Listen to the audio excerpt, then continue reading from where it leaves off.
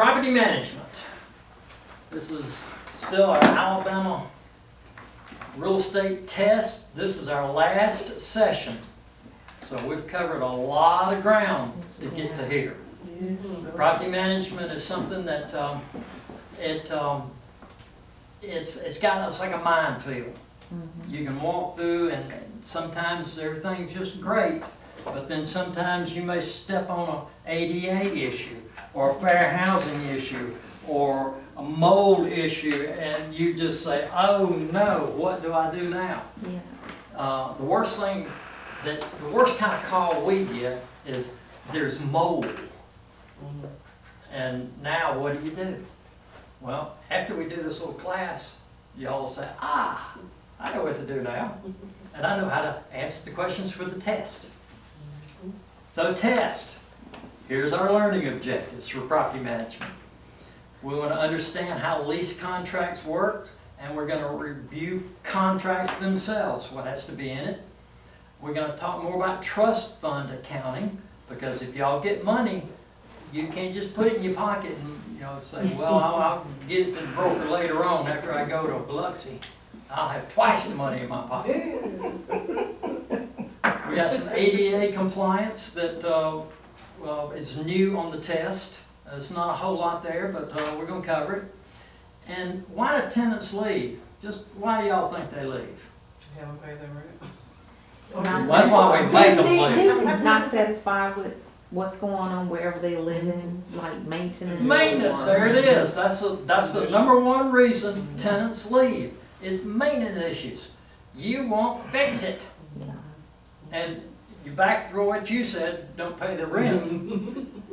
When you start calling them and say, where's the rent? They say, well, you need to get over here and fix this. Right. I guess, what's that saying? The best defense is a good offense. So they'll jump on you. Well, you're not treating me right. Well, pay your rent. That's all I want you to do is pay the rent. We'll get somebody out there to fix whatever it is. But they think, well, they'll hold the rent back and we'll get out there and fix it faster. No, it doesn't work that way. Most of the properties that you'll deal with in property management, somebody owns that house that probably used to live in it. And when the market crashed in 2008, a lot of those people got caught with a house they couldn't sell. And the job's off somewhere else now. They can't earn their credit by just letting the bank take it back. They don't qualify for a short sale. So what do? That's what got a lot of people into the property management business. And we're going to see, I think it's the next one here, right there. By accident. That's how a lot of them got into the property management business. See where it got underlined over there? Agents who do not know what they're doing can cause as much harm as those who deliberately violate the law. Well, somebody calls you and says, I think I got mold in the house. Well, we'll send over a pest guy and he'll put the little traps out. No, not that kind of mold. It's a different kind of mold. We actually had that happen one time. We actually got a letter from an attorney, and he spelled it M-O-L-E. There are mold problems over there, and I thought that was so funny. I had to write him back. I said, we'll send a pest person over there. Well, by accident. That's how people get into this.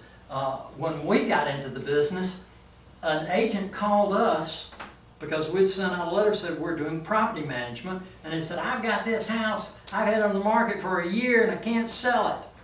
Can you help me? We said, oh yeah, we're experts, we're professionals. That was the first one we had. But we're professionals. Professional woods. Yeah, we're professional talkers. That's what we are. We can talk the talk. So we learned as we earned. And that's how a lot of people accidentally got into this. But we jumped in it with both feet and got more and more properties and learned how to do this. Took so many classes on property management.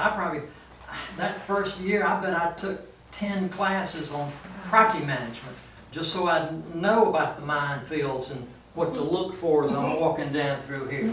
Because this stuff it'll get you in trouble if you don't do it right. A lot of things in here can get you in trouble. But this is how most people got in it, was by accident. It says, bad choice one. The agent does not understand what the law requires and thinking she can do a little management off the books. Uh-oh, well, let's just don't tell the broker, because the broker says we don't do property management. Well, the agents think I can do it, just because the broker doesn't want to do it. Broker's not doing it anyway. They're just getting a piece of my check. I'll just do it myself. And that's how a lot of people got in trouble. Really? Well, who's going to hold that earnest money? I mean, that security deposit money. Where's the rent money going? What kind of they don't even know what kind of accounts they got to have. Oh, wow. They just think, okay, well, I couldn't sell it. I don't want to lose it to somebody else, so I'll help you rent it. So I just put a for rent sign. Go down to Lowe's and get a for rent sign, because they don't have any printed from the company. Yeah. They just put that sign out there and they get a call. Well, what are you asking for? Do you want credit reports on these people you moving in the house? How you do that? You got rules on credit reports and how you handle sensitive information. And then once you get them in there, did you make the decision to put them in there, or did you talk to or you didn't talk to your broker because you're doing it on the side? You talk to the owner and say, what do you think about these people? I don't know what credit score means, but they got a 400. That sounds pretty good to me. Yes. They said cash is no problem. Oh, I'm going to tell you right now, every time they tell you cash is no problem, it is a problem. Ding, ding, ding, ding. Yeah, that's going to be ding, ding, ding, ding. We had. Tell you a little side story here while we're there. We had one went out to meet the guy. Greg said, and came back and he said, I really like this guy. He said he had an Escalade and he was dressed really nice, and his son was there with him and he was dressed really nice. And we ran the reports on him. The guy had 13 felony convictions. Last one was felon in possession of a machine gun. Oh my goodness. We sent this report to the owner. I wouldn't have sent that to him, but I thought it'd be funny to send this to him. And he brought me back. He said, well, do you want to go there and collect rent? He No. was serious. You still wanted to rent the house. He was gonna rent it anyway. And he was the one that said, money's no problem. I got cash. I bet you Yeah, did. you did. Yeah. He said, Where you getting it from? anyway, that's how people got into this business. Because prior to the crash, there were only probably a couple of companies in Birmingham that even did rentals. There just weren't that many. Now, it happened. And everybody thought, well, I can do it on the side. And you can't. You So need to- companies like ERA, they've been here a long time, they don't do stuff like that? They weren't doing it. In fact, most of the big ones would not touch it. Wow. It just wasn't financially. Yeah, Profitable. unless you're really into it, you Yeah. can't make any money, because it's the law of large numbers, economies of scale, that Yeah. kind of stuff. If you just got 1 or 10 properties, you don't know what you're doing. You don't know what to look for, and then all of a sudden you got a problem. And I'm gonna tell you, when you got a problem, the only one's gonna make any money is the attorneys. Absolutely. You gotta go to court with one. There's a reason he's driving a brand new car. A Mercedes. Yeah, there's a reason. All right, let's get started on our material. Now we've had our little break the ice. General agency is what you're gonna have. Y'all remember general agency? That's where you had more authority. And that's what you have with property management. The owner may live in somewhere else, California or somewhere. Some of them don't even know where Alabama is on the map. They just bought some properties here in foreclosure. They'll call you up and say, go out and see if anybody's living in it. It's honest, that happens.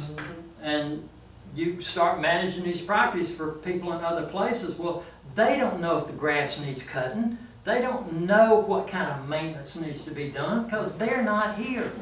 They're certainly not going to walk through the property and say, well, I think this needs painting. That's why you have a general agent. A general agent's going to go in and handle all these things. It's written into the management agreement that gives the agent the brokerage, general agent authority. Remember, that's a little higher than special agent. Right. Special agent can pretty much go open the house for somebody with permission. Right.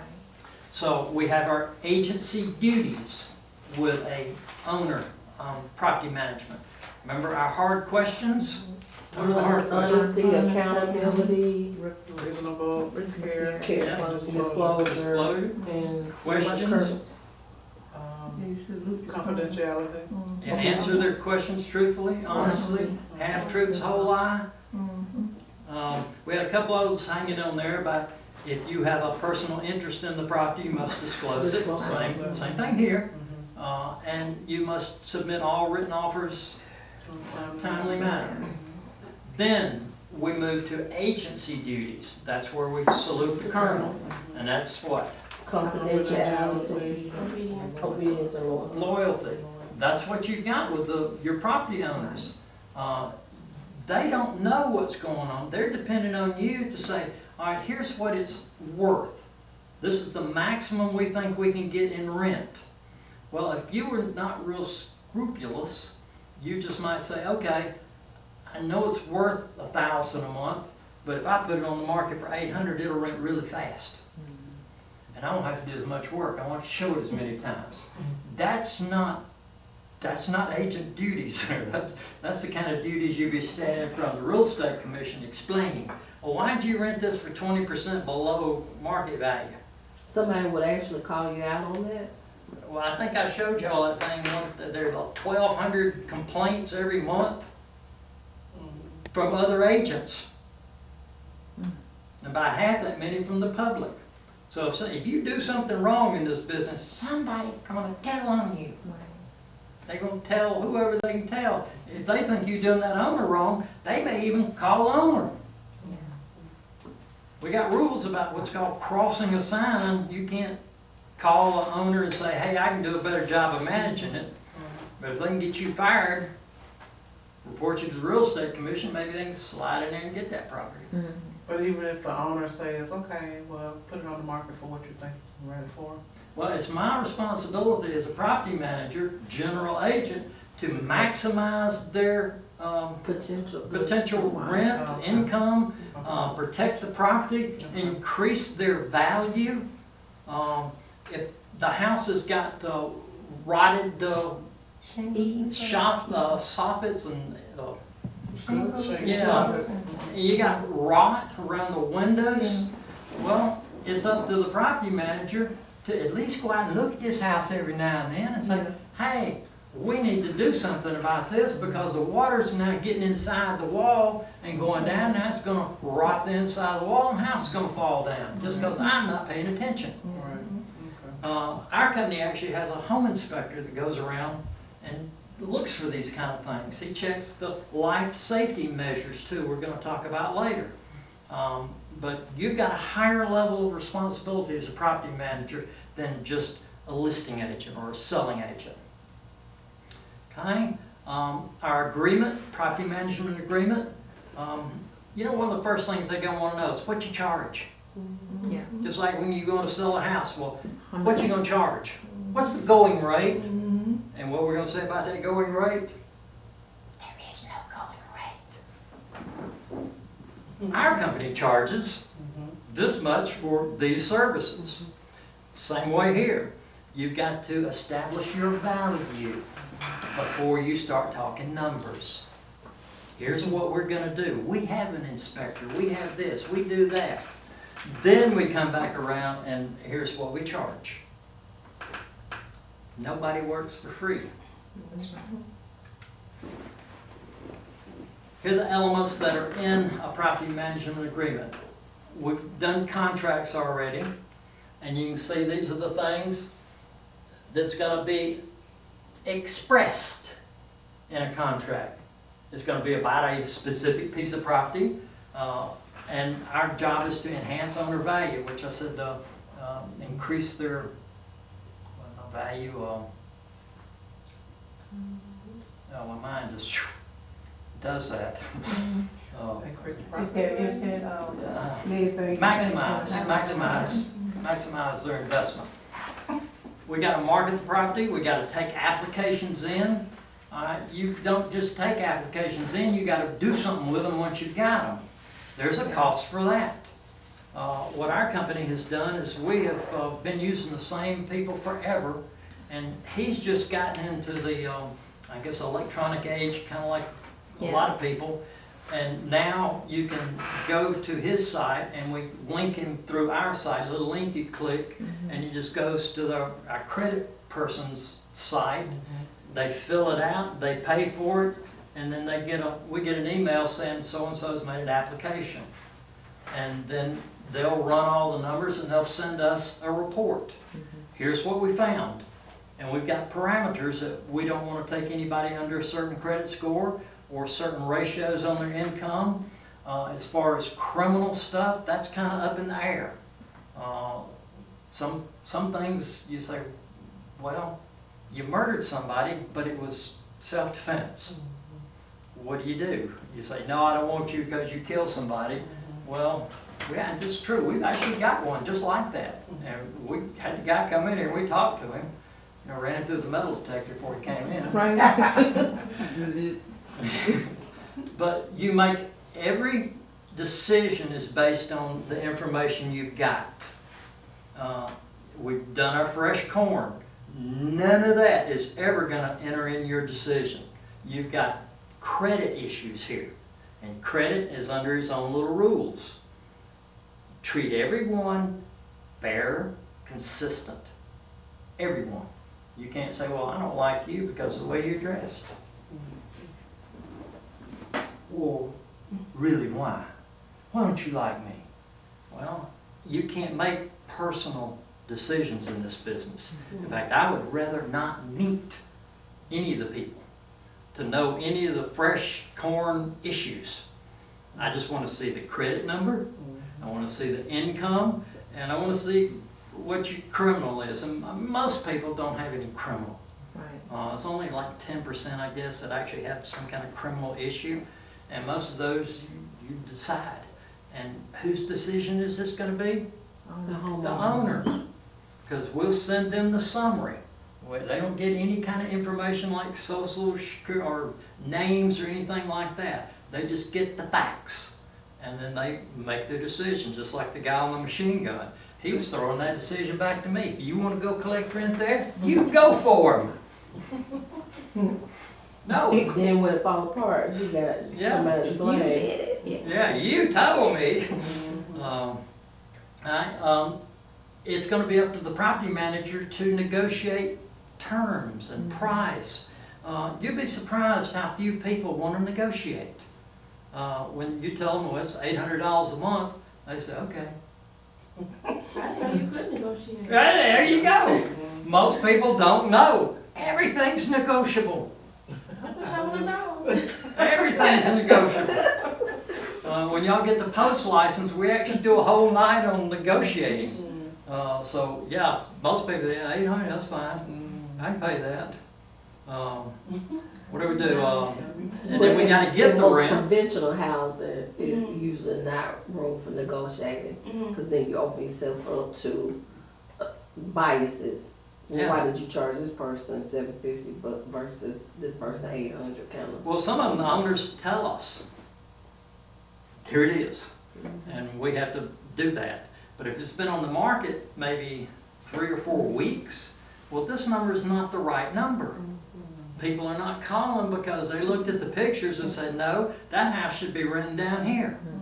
And that's going to be the one that said, you know, I can get one principal substitution right over here just like it, next building over for this. Why do you want that much?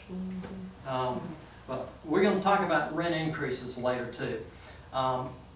We got to get the rent. Well, we got rules set up for that. If the rent's not here by a certain time, you need to be finding out why. Call them and be nice. They may have problems you don't want to know about. But be nice to begin with. And we just, well, it is. It's an escalating thing. You start out with, we can't seem to find your rent check this month. Oh, so nice. Cause I didn't put it there. That's very nice. Yeah, well, that's what I always start with. I can't seem to find your rent deposit this month. Because we got people now doing the cash app on 2 different accounts, and some go by the bank and put it in, and they'll put in cash and not put their name on it. There's a lot of reasons we may not have you logged in as your rent being paid. Yeah. I had somebody pay cash and didn't put a name, envelope, it's just an envelope. Oh, And wow. I was like, this handwriting look familiar out of 200 different people. After a couple of rent cycles though, you realize, okay, well, this new tenant always pays cash, and it's always at this bank. And now they got these e-deposits, so I never know who made the deposit. But you learn in the process of elimination, you can figure out, well, okay, well, that's the only one that I'm missing that payment. And let me call them and say, did you make a payment? Could you tell me where you made your payment? I put it in the box. Well, I made it on First Avenue North. Okay, that's you. We're good. And I'll make a little note, so next month, I'll be watching for it. I'm telling you, this is like a minefield. It's so different from sales. And this is so much faster than sales too.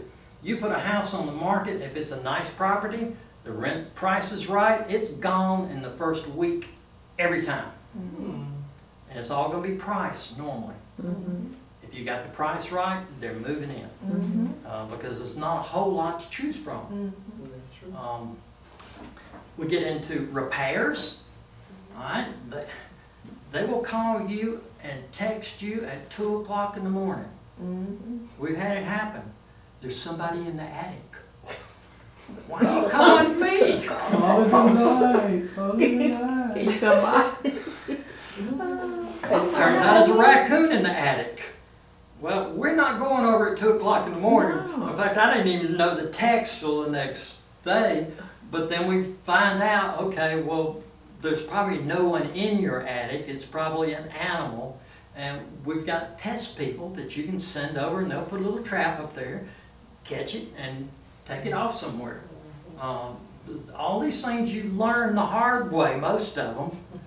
There's no easy path in property management. You have a love for it though. Well, you got to have a tolerance for it, I think. You develop thick skin in this business too. You get lied to so much and cheated so often. It's funny. Oh yeah, I did pay my rent. I just can't seem to find it now. We're 3rd week into the month. I need to see a receipt. I lost it. Yeah. Accounting, that's a never-ending deal in this. And you're always logging money in and sending it where it's supposed to go. We do pretty much everything electronically now. I don't have but maybe half a dozen people that still want checks. Most of them are 20 years older than me. And they say, I just want to see that check. I know that's right. I still do checks. I know that's right. I'm going to keep on you, because it took a while to get everybody onto electronic transfers. Someone said, well, you can put money into my account. That means you can take it out too. No, it doesn't work that way. I got one holdout, that's her excuse. She said, I think you can, yeah, you can get it back out of there. You know? So accounting, and then inspecting correct. I mentioned our home inspector. Well, he's going to go out and he's going to check the house. We don't tell him when he's coming. We just, in the lease, it says he's coming. And it may be, if we think we need to get in there pretty quick, which I hope we don't. Normally it's going to be 6 months, 8 months on down the line. And he goes in and he's really looking for health and safety issues. We call them life safety measures, such as smoke detectors, fire extinguishers. It's bad policy to kill your tenants. It really is. We try to, give them a fire extinguisher. And here's the thing about this fire extinguisher. The fire extinguisher is for you to clear a path to get out of the house. Not trying to put the fire. I thought it was to put the fire out. Yeah. And we had a fireman in here, he said, no. So don't worry about the fire, we're gonna take care of the fire, you get out of the house. Yeah. Because little fire extinguisher, they're only like that big around, I know. and that big, and if you done kill the fire immediately, the fire could kill you. Yeah, the smoke. So, like, when we tell people, you know, that's why it's here. Another thing about fire extinguishers, don't put them right by the stove. Yeah. It could explode. Well, the fire's gonna be right here. Are you gonna walk back into the fire to get the extinguisher? No. Somebody will. I guess. Love this business. Oh, This is one of our old management agreements. And you can see it, who, what, when. It tells when it starts, right here, and when it ends. Remember, you have to have those two beginning and ending dates with no automatic renewals. Well, property management is actually two contracts. We are taking a property in to manage it, but we're also granting credit. So it's two, I'm on the lease now, I'm still on the property management. Property management is one contract, it just gives us the right to manage the property. And when it comes back up for rent again, we do it all over again. So it's a never-ending thing. We got paper stacked in there. They say you're gonna have a paperless office. I don't know. Haven't seen one yet. This was originally, I think, about 10 pages long. And we had it edited down, and now it's like 4 pages. People are not gonna read a 10-page contract. Get to the point, here's the highlights, here's what we need to know, and sign. And this gives us, it tells, you know, it says, here's what we're gonna do. We're gonna negotiate the lease with the tenant. We're gonna collect the rent, we're gonna get you the rent, and we're gonna market the property. Here's everything we're gonna do. Now, in the property management business, you don't want the tenants even knowing who the owner is. So they'll be kind of like this. You'll have a contract between the broker and the owner. That's this one. Rental and management agreement between the brokerage right there and the owner. Then the other one is the lease itself. The lease is a contract between the brokerage and the tenant. Because if the tenant knows who the owner is, Right. when they've got an issue, who are they gonna call? Owner. The owner. Because they think the owner will take care of it faster than you will. Owner doesn't wanna hear from them. No, that's why they hired you to begin with. Keep them off of me. Right. We got one that he owns several houses, does his own work, and he said, always tell them I'm the maintenance man. So the maintenance man will be there, you know, and you know he'll call you and y'all set something up. He said, I don't want them to know I'm the owner, but he likes getting in the house to see what's going on. Of course. That's his way of getting it. Yeah, and he's checking his own. He does his own inspections while he's there. So you don't have many owners like that though. No. Most of them Hands off. Hands off. So it's two separate contracts, one between the broker and the owner, and one between the broker and the tenant. Now, the tenant, that's the one that's broken into two contracts. It's a lease, which gives them some of our remember our bundle of rights, the little sticks we had? Yeah. We broke them apart with possession, use, but still you can encumber it and dispose of it as the owner. Even while you've got a tenant in there, you can sell the house. Yeah. The tenant still has a lease. You can't throw them out. The new owner can't say you gotta go because I own it now. No, they have a contract with the broker, the brokerage. That says I've got possession till this date. Yeah. We're also, in addition to giving them possession, we're granting them credit. That's where we have to be under Fair Credit Act. So we're doing two things there. Now, sometimes you'll have the property for sale. And it's been for sale and they think, well, I've got to get 200,000 out of it. And you're in a 150 market. And it sits there and sits and sits. And then finally they say, well, let's try to rent it too. So sometimes we'll have a for sale sign and a for rent sign in the same, on the same property. Sometimes it'll be another company that doesn't do property management, and they'll call us and say, help us out here. Right. And it's funny to me to have somebody sign and our sign there too. I know people are wondering what's going on here, but you can have it with two different companies. Okay, we did all this when we did valuation about the big picture. Well, the big picture in real estate rentals is there is nowhere in this country that you can rent a one-bedroom apartment if you're working for minimum wage. That's a bummer. To rent a two-bedroom apartment here in Birmingham, you need to be making $15 an hour Wow. to rent a two-bedroom apartment here.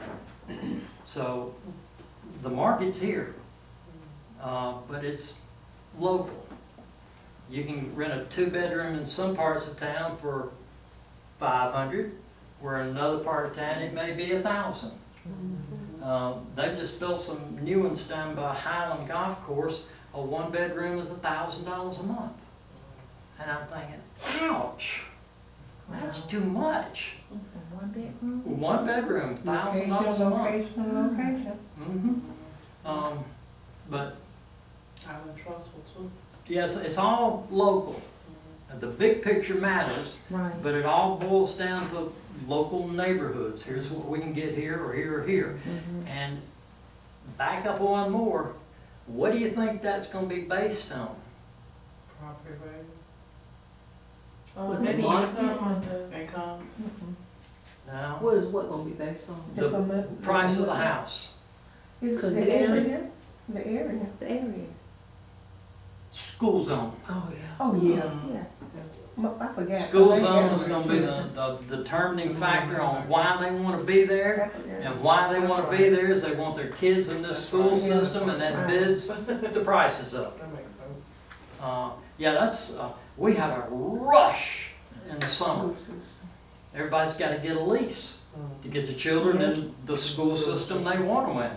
Once middle of August comes, we could all take a vacation. Rest of the year, I mean, it's just real quiet. Right. And then next spring, it'll all start back up.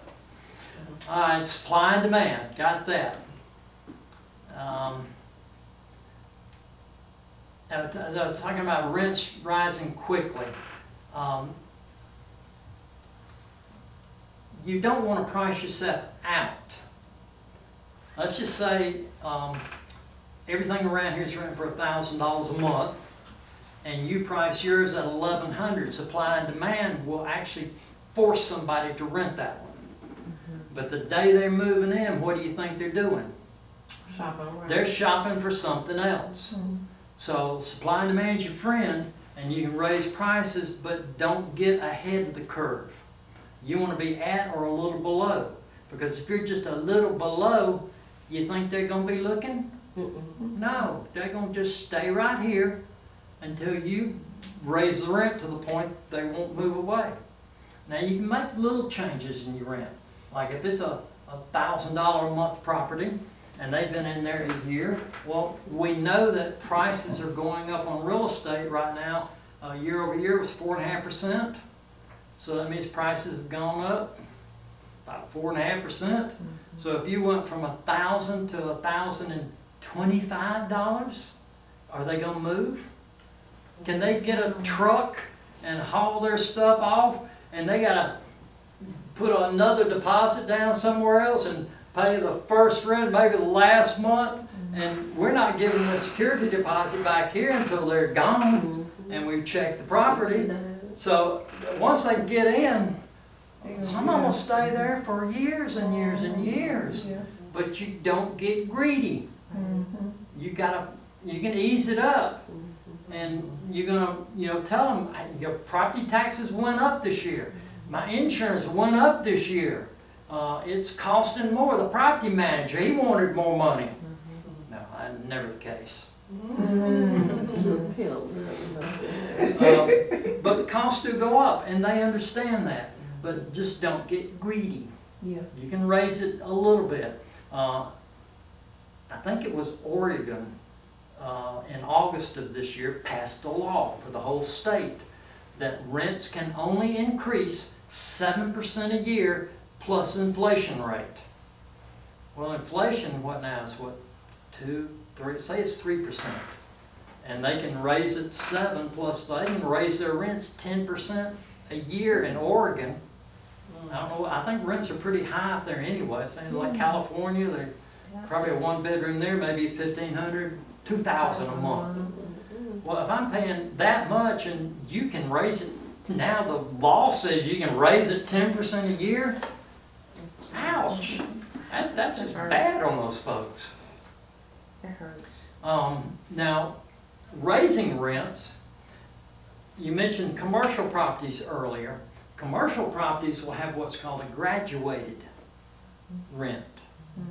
And what happens there is we say, okay, today's rents are, say, $1,000 a month, and we're anticipating that it's going to go up, inflation, and all going to be about 5% more next year.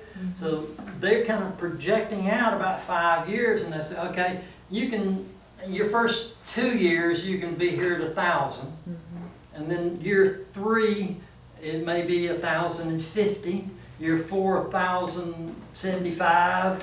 You still want to stay under the curve. You don't push them out. 5 years from now, their rent may be $1,100 a month. But you're covering your cost because your costs are increasing every year. Your insurance, and your taxes every year. Okay, so that's a graduated lease. There's another one called a percentage lease. That says, your base rent is $1,000 a month, and that's based on your business selling so many dollars worth of stuff. Now, if you sell more than that, we get a cut of this extra, and the reason they can justify it, they say it's because of the location and our building is the reason you're getting more business. So some people will go along with a percentage lease. How do you get tenants? Well, it's kind of corny, but the old-fashioned real estate sign in the front yard is the best because people are driving the neighborhood. Right. And they're looking for that neighborhood. Next is Zillow. Because everything that we put on the multiple listing service jumps out to Zillow. And, the day after we put a property on the market, we'll have a bunch of people. I want to see this, I want to see this. And then you call them and start showing it. Now with showing real estate for rent, more people will not show up for the appointment than they will on sales. So what we try to do is batch process. We'll have 2 or 3 appointments right around the same time. So if the first one doesn't show up, it's not a lost drive out there. So you got that, even when you call and confirm an hour earlier, oh yeah, I'll be there. Yeah, you know they ain't coming. And then they got there before you did and drove by the house and said, nah, that's not what we want. And they just keep going. They don't think to call you. So that's why I say batch process. Negotiating the lease, like I say, sometimes they will, sometimes they won't. Pet policy. Are you going to have pets in this property? Well, it depends on the property and the owner. Some owners have had bad experience with pets. They don't want any more pets in their property. We have actually now changed from a refundable pet fee to a non-refundable pet fee. and we charge extra per month per pet. Because the pet's there's gonna be damage. Yes, And I'm it is. just sorry, no matter what kind of animal it is, there's gonna be some damage. So just go ahead, we can get a little money up front to help with that.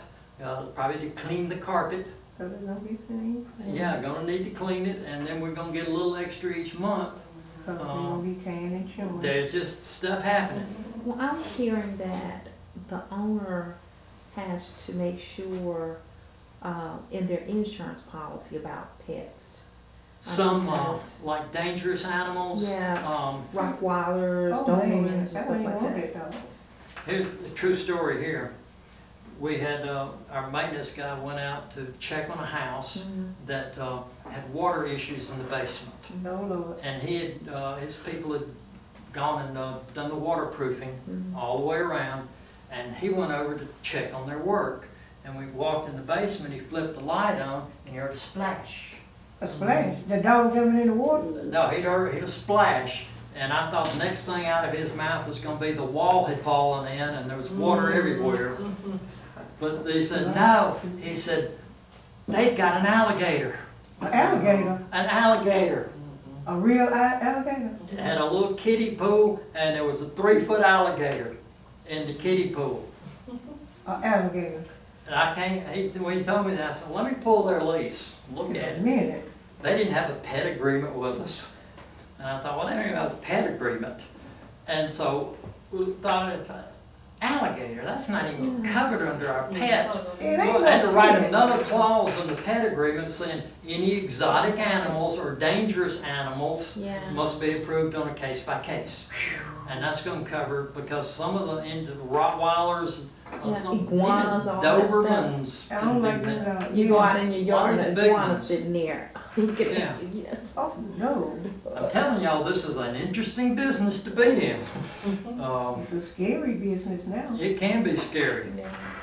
Okay, we've already talked about the application, credit, background, and there's the thing, fair, consistent, equal. Treat everyone the same. Right. And then it's the owner's final decision. They always want to know, what do you think? Well, here's their numbers, and, you know, I'll tell them, you know, their credit's way above what we normally see, or it's just marginal. And they've got some collections. And the last landlord said they've been late twice in the last year. Okay, the owner's gonna probably say, well, see if you can find somebody else. Yeah. Because we see problems coming here. And so and I'll agree with them, yeah, let's keep moving. This Zillow, signs, now if you got somebody and they say, okay, my lease is not up till the end of next month, but they've got good numbers and everything, you want these people, go ahead and get them committed. Get them on a lease, and maybe even give them a little rent to get them nailed down, because you like them and you want them to, You say that. yeah, they want them to stay there. And maybe their credit's really good. And so I'm not gonna find anybody better than this. And credit's something that they're gonna protect. If they got good credit, they're gonna pay their bills. And our experience has been, we'd rather have people that are gonna pay their bills than some that are late a couple of times in the last year. And no, let's just don't go there. Micro market. Here with UAB in Birmingham, every summer, the new residents roll in. And they want to walk out of my place into UAB. They don't want to be 30 minutes away, because they're working 30 hours a day now. Right. So they want to be right down by the university. So if you've got properties down there, you can go down to the university and put stuff on their bulletin board. They've got not a magazine, a newsletter. The school does, that you can advertise in their newsletter. So that may be your best person for that property because these guys are gonna be there for years. Mhm. So if you can get them in, they're gonna be there with you for a while. And they probably got money, or mama's got money, or somebody put them there. Mhm. They got money. They have student loans, but They still got they'll money. be with you for a while. Mhm. All right, What about where it says offer commission to outside agencies? to show- we do that. When we put it in the multiple listing service, it's just like a co-op sale. But you don't usually split it equal on this. On property management, you offer a couple of $100 for them, because that's all they're doing, is they're going in and unlocking the door, and people walk through and say, yeah, I'll take it. And you say, well, call the listing people. And that's all they did. Oh, okay. So, but, you know, I always offer outside commission. Not much, but we offer it. Now, here's the lease. This is one of our old leases. We've kind of spruced it up over the years. I think this one was back from years and years ago, because we haven't been in that office in 5 years. So, again, it's a contract. Who's it between? This one is between the company and the tenant. I don't see the owner's name anywhere on there. Don't want the owner on there. And the reason, another reason I don't want the owner on there is if we have to evict these people, the owner's not coming here from California to go to court for an eviction. And if the lease is between them and the tenant, they got to come do it. Or hire an attorney to represent them. Here we go. As a company, we can't go and represent ourselves. We have to have an attorney represent us and the owner to evict them. That's going to cost you. The attorney right now is about $500, $300 worth of filing fees. Then when you get the judgment, that's another $100.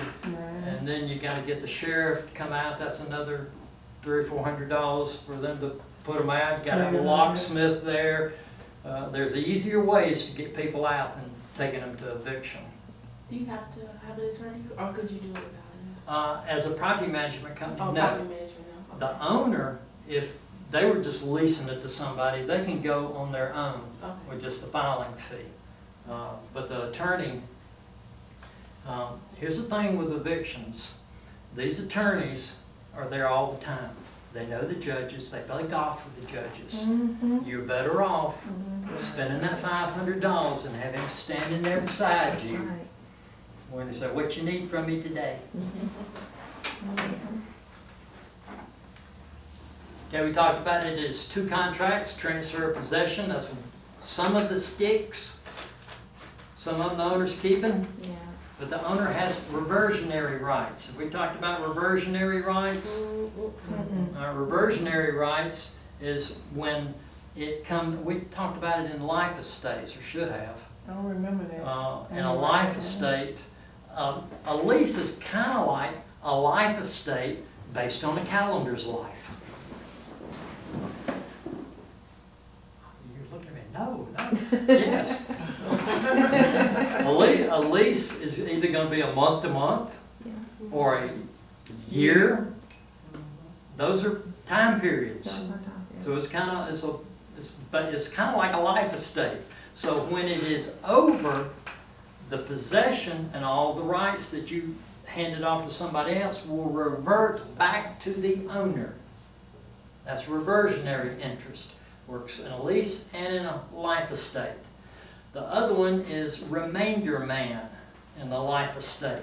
That's if the owner is dead, or the one that did own it is dead, and their heirs are going to get it. They get a remainder man estate. Don't know where they came up with these words, but that's the ones they chose. Now, if the tenant stays after that time period, because we got different kinds of leases. We've got one called a period lease. That's going to be a month to month. Could be a motel day to day. And then you've got a period lease that says it starts on this date and it goes out to this date. That's a period. The next one you got is one called at will. That's when your cousin calls and say, hey, I need somewhere to stay for a couple of days. Well, that's at will. You're letting them stay there, and they're staying. You probably don't have any kind of contract with them, but they're just staying there. And when you're tired of them or they're tired of you, you say it's time to go. The next one is sufferance, and that's what we've got right here. If the tenant's lease has expired and they won't leave, that's a tenancy at sufferance. So let's run back through them. We got a period lease. We got one, let's see, Period of budget month. period, then years, then will, and then sufferance. Period, years, and sufferance. Well, start out with period, Mhm. then we have years, and then will, that's at will, and then sufferance when they won't go. Mhm. Now here's how you're gonna remember it. You know, I love these little memory techniques, Mhm. but you gotta know why it all fits together before you get the technique. All right? A period for years will be a tenancy at sufferance. All right, y'all have, y'all, you guys didn't blink up. Hey, I told that to you the other night, because I just thought it up, I said, that works! All right, if you got a period and it lasts for years, that's gonna be sufferance. Mm-hmm. So, period for years will be a tenancy at sufferance. Because they're gonna ask you, question could be, what kind of lease does not require termination? At will. Well, the one for period, because it's for a period, and a It's certain money, date, money. it's over. Right. You don't have to give them a termination. If it's a period, period to period, you've got to give a one period notice for them to get out. Mhm. If it's at will, you gotta tell them, you know, it's over, you gotta go. And in sufferance, they just won't go. Told you to leave, why are you still here? Well, I don't have anywhere to go. Okay, we got our tenancy at sufferance, hangover, no, holdover. I know where you at. Okay, this is, so the other is extending credit, we've already got that. Now with our Fair Credit Act, it brings in some more protected classes. It brings in marital status, age, and whether you're getting public assistance, like you're on disability or Social Security or something, you can't discriminate against them. I think I told y'all the story about my grandfather getting a loan at 94 years old. They gave him a 30-year loan Mhm. because he was widowed, so his marital status didn't matter. His age, 94, they gave him a 30-year loan. That's optimistic. Don't matter. And then he was on Social Security. His credit and his income met their criteria for them to make the loan. Well, leases work the same way. You can't discriminate on any of that. Used to, a woman could not rent a property, couldn't sign a lease. No. Well, this took care of that. Age, used to, you couldn't get a mortgage past your 80th birthday. Do, government assistance shows up on your credit report? I was just. I don't know. I don't think it No, would. okay. So, but as far as Where what, you're getting your income? Yeah. would it show up on your credit report? Mhm. Yeah, I don't think Nobody so. shows up on their credit. Okay. Just Okay. was curious. Obligations of the party, the owner, he's got some responsibilities. Remember I told y'all about Timmy's always with you in every deal you do? Timmy, T-I-M-M, Timmy. with you every deal. Taxes, insurance, maintenance, and management. And even if you're managing it yourself, there's still a cost to that. So the owner has got to take care of those things. He's gotta pay the taxes, keep the insurance up, and he's got to let his insurance company know that this is a rental property. If you don't, and something happens, the insurance company's gonna go out and investigate the claim, and they're gonna talk to the people there, and they're gonna say, oh, you're not the owner, you're a tenant? And then they're gonna look back at the policy, and the owner said, well, no, I live there. They're not gonna pay. Just that simple. You lied to them, they don't have to pay. So make sure they know. And also, our policy is we want to be an additional insured on their homeowners policy. Because if somebody gets hurt in the house, they sue everybody. So we just slide in there with them, let their attorney take care of us too. You're giving them possession, quiet enjoyment, that means leave them alone. But that's within bounds. You can go inspect the property, but you gotta give them a 48-hour notice. You can't just show up at the door one night at 8 o'clock and say, I want to do a little walkthrough. You don't mind, do you? Well, they do mind. So give them a notice. In emergency, you can go in. Like you walk up and you see smoke coming out of one of the windows, you don't have to have their permission to go in. This is an emergency situation. And also your powers as a general agent jump up in an emergency too. You got, you know, the house is on fire. You probably don't need to call the owner first and say, what do you want me to do? You might wanna get out. Yeah, you might want to call 911 first and say, you guys Back it come out. out and look at this, see what y'all do about this. Owner's other responsibility, that's also broker responsibility, is maintaining habitability. Habitability means it's healthy, safety, all those kind of things that can hurt them. Y'all heard the saying, it's cheaper to keep her? Well, it's the same way with tenants. It's cheaper to keep her than to put a new tenant in there. All right, if you put somebody out, you've lost a month's rent right there by the time you turn it. You gotta clean it up, and it may have been really nasty. It may cost you a month's rent to clean it up. So it's better to work with them. How can I help you make this better? Sometimes they want you to do simple things for them, like, I've been in here 5 years, could you please clean the carpets? Or paint. Or paint. The living room or We've been in something here like that. 5 years, and somebody was in here for 10 before we got here. Yeah. Well, the walls probably do need painting. So what can I do? Is it gonna be cheaper for me to clean the carpet or get a new tenant? Clean the carpet and paint. Yeah, paint too. Yeah. Yeah, they don't ask for much, they really don't. But if they want something like that, you gotta think, how long has this been under their saddle, Right. causing that? Every time I walk across here, I get mad at the landlord. Yeah.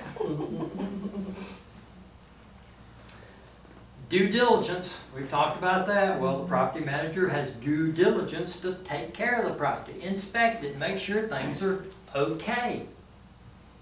And there it is, maintenance. #1 reason tenants leave, because you won't keep the place up. You're giving them an implied warranty of habitability. The heat works, the windows all lock, the things that want to keep them safe. You've got a responsibility to make those things happen. The broker, some of these same things that we saw on the owner's responsibility, because the broker is taking the place of the owner. They're their general agent, so they've got this due diligence here. They have to owner has to maintain habitability. The third one. Here, due diligence in maintaining habitability. There that one is again. There that one is again.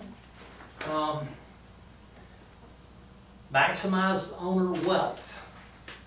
All right, that means keeping the place nice. If it really needs painting, it's been that long since it's been painted, and the house looks awful, it may be, you spend $2,000 worth of painting and the house is worth $5,000 more, Right. just because of the way it looks. So those are the kind of things you need to, just kind of eyeball when you pull up in front of it. What's it called, curb appeal? Mhm. If you pull up and say, ugh, everybody else is too. Yeah, that's true. You want to stay in contact with the tenants, just checking on you, everything good? Well, I'd really like for you to clean these carpets. How many times am I gonna have to ask you? Mm-hmm. Well, I forgot. Yeah, I forgot. My carpet cleaner's at the cleaners. Oh, boy. Talked about the walkthrough inspections, and all. That's also an opportunity to ask the tenants, is there anything, maintenance-wise we need to take care of? Well, the toilet it just runs all the time. I didn't want to call you guys and bother you, but our water bill's an extra $100 a month. Mm-hmm. Okay, I would be bothering you. yeah, most will. Mm-hmm. And some of them will hit that thing so hard it'll break the chain in there, and they not opening the toilet up to fix it. They gonna call you, the toilet just runs all day and all night. Do you all provide pest control for them? I will, if you move in and you call me and say, hey, there are roaches, I will send them out 3 times, because it takes 3 times to kill them, their children and their grandchildren. The great And grand. you gotta wipe out the Babies, you whole family. Oh, Yeah, you do. So 3 times is what we'll do. Usually costs about $125 to do that, Each time? for the 3 package deal. And it's because the last people in there weren't putting out, what's that, boric acid you can put out. Yeah, you can. Mix that with a little sugar, and they just love it. And that boric acid will get on their little fingers and they'll lick it and it'll just kill them dead. Ain't no, what you shooting.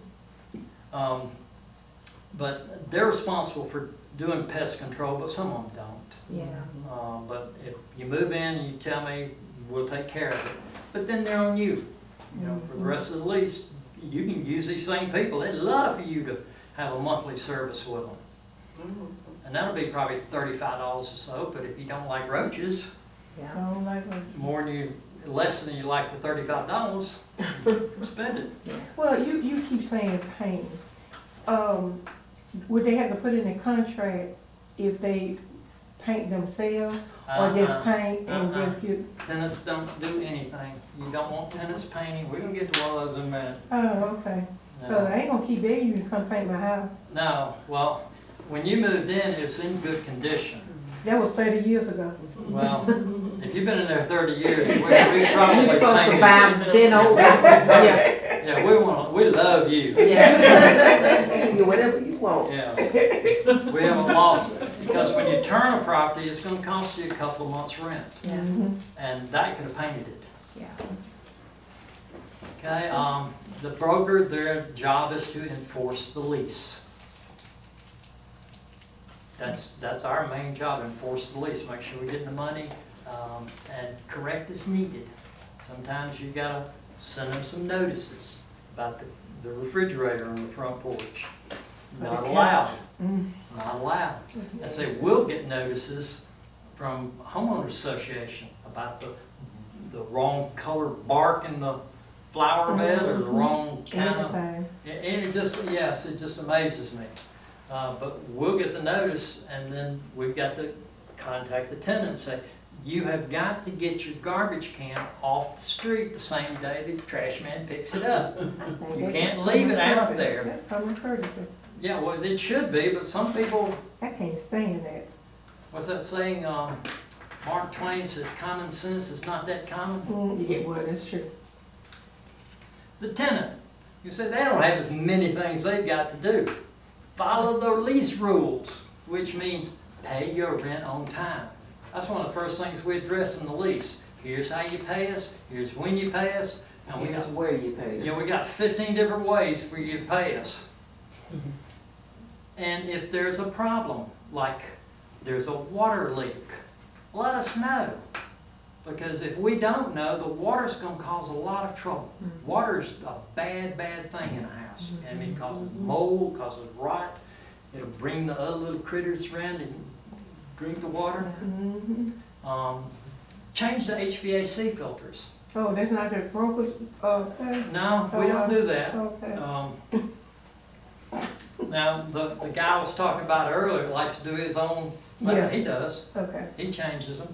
He lets them know, I'm gonna come in here every couple of months Yeah. and change the filter. Have to change that. And he's looking around the whole time. That's a good owner right there. Yeah. Yeah. I think they should. And all his properties, I think the cheapest rent we've got is $1,000. Okay. Oh, okay, well, you're taking care of But it. the Yeah. tenants stay, they're not, he's not, he doesn't have a turnover No, we don't have much turnover in on his him. properties. Yeah, yeah. I know, I can see why. They're all in the right school zones too. Oh, that's why. That's a big thing. Okay, they've got to do those things and give us proper notice to vacate. Because our lease says it goes from here and to 1 year into that month. And if you don't let us know, then it rolls into a month to month, which is period to period now. And we're gonna raise the rent 10% Because of it because being it's going to a month month to month. Okay, but. Because we gotta think about this lease every month now. Right, You okay. gotta find out, are you staying? No, we almost staying, yeah, Another probably a month. couple of months, okay. It just causes you more trouble. Okay, and then they should conform to all the laws too. The homeowner associations, they're under the same rules as the owner would be. The mulch, if they're gonna work in the flower bed, you got to give them a copy of the homeowner association rules. Every Yeah. tenant gets that. Yeah. Okay, we got two kinds of eviction. One is called an actual conviction. This is the one that we all know about. That's where you're saying, all right, tenant, you're not paying your rent, you got to go. Well, you can't just go there and knock on the door and say, you got to go. You've got to give them the opportunity to cure whatever it is they're doing wrong. If it's rent, you give them what's called a 7-day, and it's business days now. It was just 7 calendar days, but now it's 7 business days to pay the rent and the late fees. And if you don't, then on the 8th day, we're gonna file eviction. We've got a 2-step process here. We do this 7-day notice, and then along about the 8th day, we send what we call the red notice. And it's got big, bold red letters all across the top, says eviction notice. That works. I mean, it's like 98% effective. I've actually had them call me at 5 o'clock on Friday afternoon when they get that notice and say, can you meet me over at Regions? I'll get the cash out right now. And I'm thinking, I can only get like $400 a day out. How you gonna get all that money out? But I got some at the house. Well, why didn't you pay the rent when it was due? Because I was But saving it to that have eviction notice works. Wow. It works really well. And find it at the bottom, that is days or dollars. Yeah. Anytime that property is empty or they're not paying rent, it's costing everybody. Now, the other one, well, we've already talked about this, what the attorney costs and the sheriff and all that. The better way to handle it is what's called cash for keys. All right? You're not getting out. You haven't paid your rent. This is the first of the next month. You still haven't paid last month's rent. What's the problem? Well, I lost my job. What's it going to take to get you out of here? Well, I got to have security deposit to move somewhere else. And I got to have, money for a truck. All right. How about I'll be back here Saturday afternoon, and if you're out of here and the place is broom clean, I'll start counting out $100 bills. And there's a number. It may be 100, it may be 1,000, it may be $1,500 to get them out of that house. But right now, you're better off giving them $1,500 today than them to stay the rest of that month, Yeah. because you're never getting that other money anyway. Mm. You're probably not gonna get this. Go ahead and get them out, and then they got a security deposit, you're gonna get part of that money back anyway, Mhm. maybe all of it. But you gotta get them out without going, because here's the deal on, when you file eviction on them, right off, that's a $300 filing fee. The attorney had to do it, which now you're at $800. They got 14 days to even respond. And then they'll respond and say, no, I don't think I owe this money. Mhm. Now you gotta respond to that, and we got another 14, they're a month into this before we even get a court date. It may be 6 weeks, 8 weeks before you ever get in front of the judge. Mhm. And you still got all these other things with the sheriff and all that. Give them some cash. Get them out of here. That's how I learned this from the banks. Back in the foreclosure deal, Yeah. they would go to a house and white you out. Well, I don't have anywhere to go. I don't have the money to get there. How much is it gonna cost? $2,000. Okay. Okay. If you're out and the place is broom clean now, I don't want to come in here and have to get a dumpster. And it happens, Mhm. because you put them out like this, they're leaving you with a dumpster full of stuff. Maybe holes in the wall too. They're mad now. Mhm. They're really mad at you. Light fixtures missing, Yes. refrigerator stove gone. So if you just, what's it gonna take to get you out? Yeah. You're better off getting at you. Getting at you. You got I know everybody in here's got a stack of $100 bills. They over there in the closet. Well, you're better off going and getting you a title loan to get you a stack of $100 bills to get them out of your house. Then you ain't gonna have no car. Every day they're there, it's costing you money. Yeah, well, how you gonna just do that if you ain't got no car? I know, right? It makes sense though, it makes perfect sense. Yeah, absolutely. Well, that's what the banks did. And the foreclosure crisis, that's how they got people out. Because they didn't have any money, they didn't have nowhere to go. Right. But the bank said, I gotta have the house back so I can sell it to somebody so we can get this liability off of us. Right. And all the property managers said, well, that would work for us too. And it Instead of worked. going through all this, Yeah, and it worked. it does, it works. Okay, this was actual eviction, we had this last couple of slides. That's the second one. Actual eviction is where you are throwing the tenant out for their breach. This is called constructive constructive eviction. Constructive eviction is, they called you, it's January, and the heat doesn't work. It's cold. It's cold. They want heat. Well, if you don't get it fixed within 14 days, then they can leave and sue you. Maybe for some damages. Some doctor bills. Yeah, maybe. Yeah, lots of things going on. So you wouldn't want to take 14 days to fix that anyway. No, but You want to get your heating and air guy on over there because you don't want them to move. Middle of the winter, you can't rent the place anyway. Maybe empty till April. Yeah. So take care of them. Remember, that's the number one reason they leave. All right, let's stop right here just a second and go back to these words. Constructive eviction, and our other one was actual eviction. Back in contracts, we had actual notice. That's where you saw people in the house on your way to closing. That's actual notice. Somebody told you there's somebody living in the house, you're fixing to go to close. Right. And the other one is constructive notice. Constructive notice is where it's recorded. That's constructive notice. It's public record. So you've got constructive eviction and constructive notice, not related. The other one, actual notice and actual eviction, not related. I would think you need to expect to see those on the test, because they are so close, but yet so far away, they could easily turn up on a test question. Which of the following is when the tenant will move because you're not doing what you should? And it'd have all 4 of those listed. What was actual?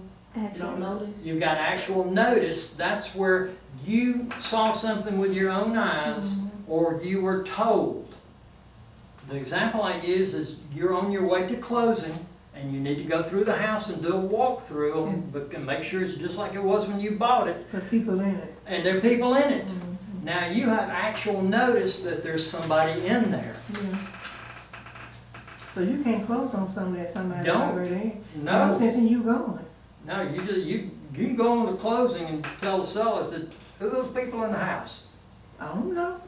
But you would be responsible then for getting them out. Yes, if you close it, then they're your problem. Then your problem, right. This is all the stuff on, and the courts don't call it an eviction.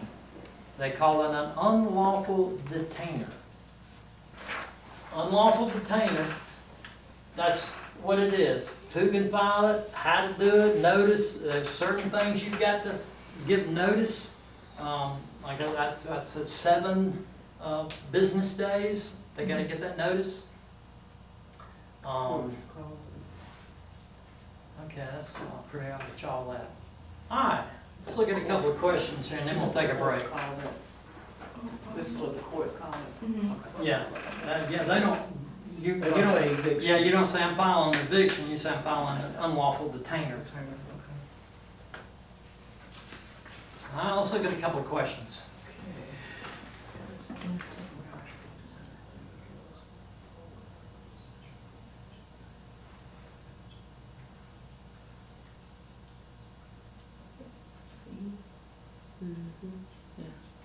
See, it's correct.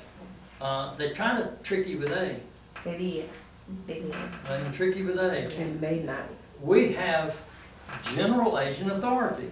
I can call the pest control company and give a contract. It's only a 3-month contract, but I'm committing that owner to a 3-month contract to do pest control.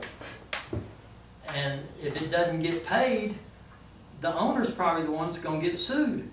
Remember we had mechanics liens? That would be something the pest control could file a lien against that property for the pest services that the general agent committed that owner to.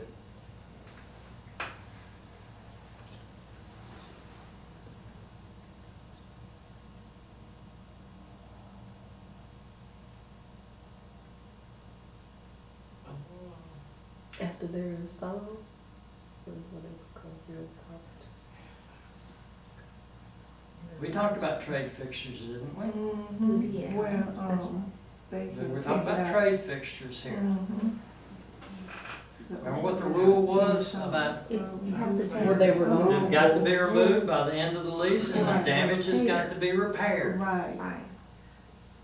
After At the least install. expiration if tenant does not remove them. Right. A's the answer, A. yeah. Here's just a recap on our actual and constructive notice. The thing I want you to see here is right there in the middle about used to, if they wouldn't pay their rent, you could turn the utilities off. Don't do that now. You will end up on the wrong side of the court bench.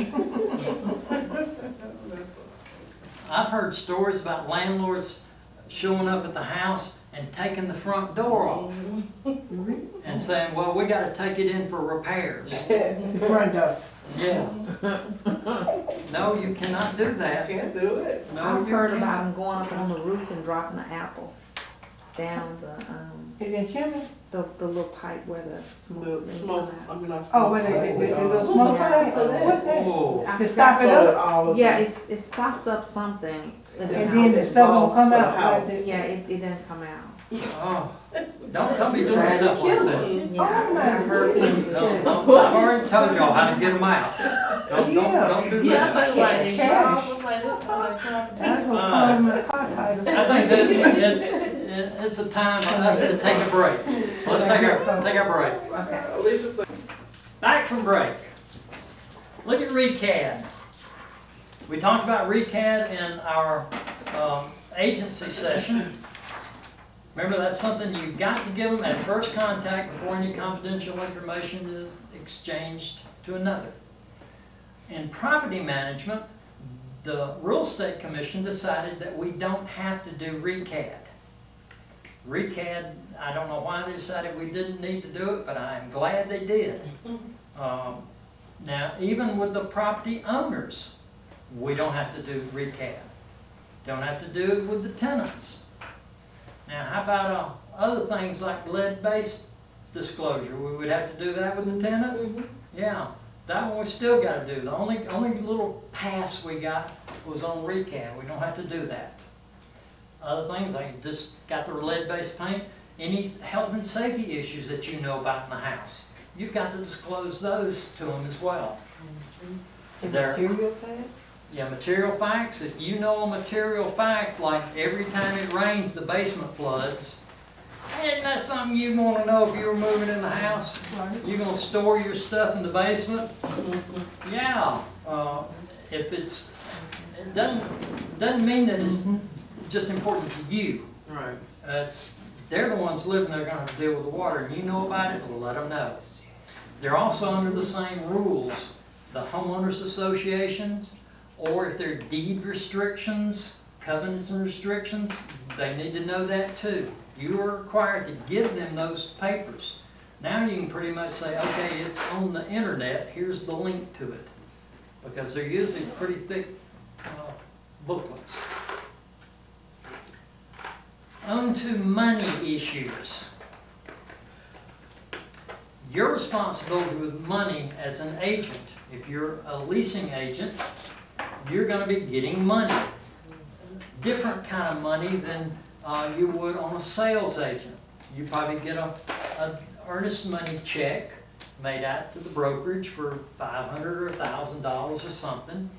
Well, in a property management company, you're going out and meeting the tenant, well, you're probably going to get money from them if they're signing a lease with you then.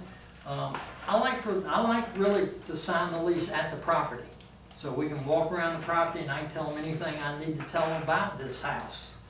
It's just better policy to do that. Some people bring them into the office, but chances are you're going to meet them at the property. And here's you know, it's a gas water heater. Have you ever had a gas water heater before? Well, no, I haven't. Well, here's what you need to know about one. You get up one morning and the water is cold. It's probably the gas water heater. The pilot light is gone out. We had a tenant this week call us, the heat won't work. Well, did you get the gas turned on? Nobody told me to do Yeah, that. that's it. Nobody told me to do that. Well, that's what you can, when you meet them out there, you really need to cover this kind of stuff. It may be the middle of the summer, but they got gas heat. Yep. Now's the time to, let's make sure you know that. Yeah. We like to have a HVAC company do services on these things when the seasons change. Have them go out, clean the condenser, clean whatever they need to clean, light, make sure everything's working. So when it does turn cold, all the tenant's got to do is turn the thermostat over to heat, and they're good. Do you recommend that the homeowners have homeowners insurance, home warranty? I don't like home warranties because, on rental properties, because the home warranties are really to fix systems. And unless you've got an old house that's falling apart, why would you need that? Yeah. I think on a rental property, warranty companies, their job is not to replace stuff, but to just put a Band-Aid on it and get us through the end of the contract. I hate to say that, but there are 2 big property management companies here in Birmingham that will not take a property in if it's got a home warranty on it. Really? It's good if you're buying a house. Gives you peace of mind, everything's gonna work. But with the owners, the tenant's gonna call us and say the heat's not working. Well, that's not something I can call the home warranty company on anyway, because it's probably the pilot light. We're gonna send our guy out there and he's gonna light the pilot light and it'll be, you know, cheap. The home warranty company, they're coming out $75 just to show up. And they're gonna say, well, this is not an issue that's covered under your home warranty. You need to call your landlord. Have them come out and light your pilot light. We'll fix the blower if it goes out, that kind of stuff. But for, I would rather not, we've got some properties that have them. I'd rather not have them. I'd rather just send our people out there and let them deal with it. Okay, so if you get money, you're gonna get it back to your broker. Not, it says immediately, all the money immediately back to the broker, but again, agent safety. Don't be flat. They gave you cash, give them a receipt for how much cash you gave them, and then bring the cash to the broker. Don't take the cash and put it in your account and write the broker a check. You've messed up there. That is commingle. Now, as far as the broker, y'all probably won't be tested on this, but the broker has got to have security, escrow, trust accounts. They need to be labeled that way at the bank. It's a trust account. That means it's not your money. So your creditors can't attach that account if you got a judgment against you. So the broker's got to label them as trust or trust or escrow accounts. Gotta have, if you're in the property management business, you really need 2 trust accounts. One, the first money you're getting is a security deposit. You may even, if you need to, get the last month's rent. So there's, maybe a couple $1,000s you're getting right there, that's got to go into the broker's security account. Then there's another escrow account for the rental money. You don't usually keep those together, it's just too hard to account for. It's easier, they just keep all this over here in one little pile, and it's easy to account for it because you have to account for it every month, reconcile the bank to the book, and the other one over here, the rental account, that money comes in and goes out pretty fast. As soon as it drops in there, you really need to account for it. We try to get all the money out of here. In fact, I got it all out today because today is the 7th, Friday is the 8th. If I electronically transfer money tomorrow on the 8th, it will not show up in their bank account until Tuesday of next week, which is going to be about the, 8, 9, 10, 11, 12 maybe? Almost the middle of the month. Yeah. And their mortgage was due on the 10th. It may automatically come out of their account on the 10th. So we want to get all the money out and in their hand before the 10th. So this month I had to do it a little faster because the Monday being a holiday. Those are the kind of things you got to plan ahead on. Right. You can't get it. So, oh no, I forgot Monday was a holiday. Right. And then the owners are calling you Monday, said, the money didn't show up. Now they dinged me for $35 for before they tried to debit me. Real estate commission is going to audit you every so often. You don't know when they're coming, but they're coming. I've seen them twice since we've been doing property management, and they tend to do property managers more often than just brokers, because the brokers don't really handle a lot of trust money. Right. It'll be just a little bit each month, and it clears out the next month when the sales close. But property managers handle more long-term money. And that's where people can kind of reach over in there and get some of it if they need money. So they're gonna watch us a little closer. They'll come in and all the money better be there. Okay, that's, got all that, got that. All right, the broker the money must be held in a federally insured bank with a branch in Alabama. And the broker has to be a signator on that account. The owner sometimes can be different from the qualifying broker, but the broker has to be a signator on that account. Even though it may not, the owner said, no, I don't want you on the account, you may steal the money. Now, the broker's less likely to steal the money, I believe, than the owner. Okay, security deposits on property management. It changed, it looks like about 4 years ago. It was 35 days you had to account for the money. Well, sometimes you don't even know they're gone.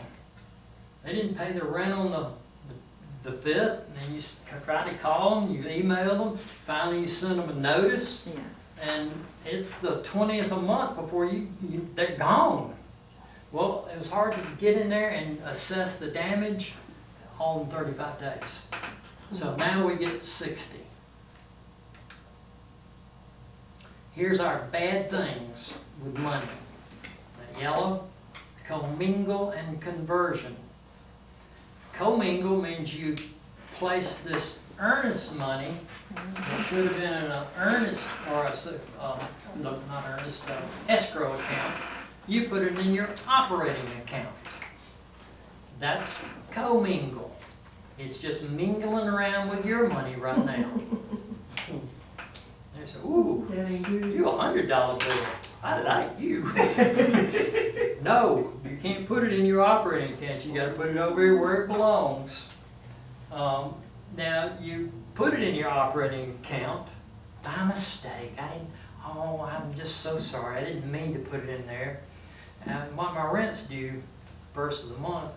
Oh, I got extra money in this account. And just write your rent check out of your operating account, which is somebody else's money now that you put over here, and now you've used it.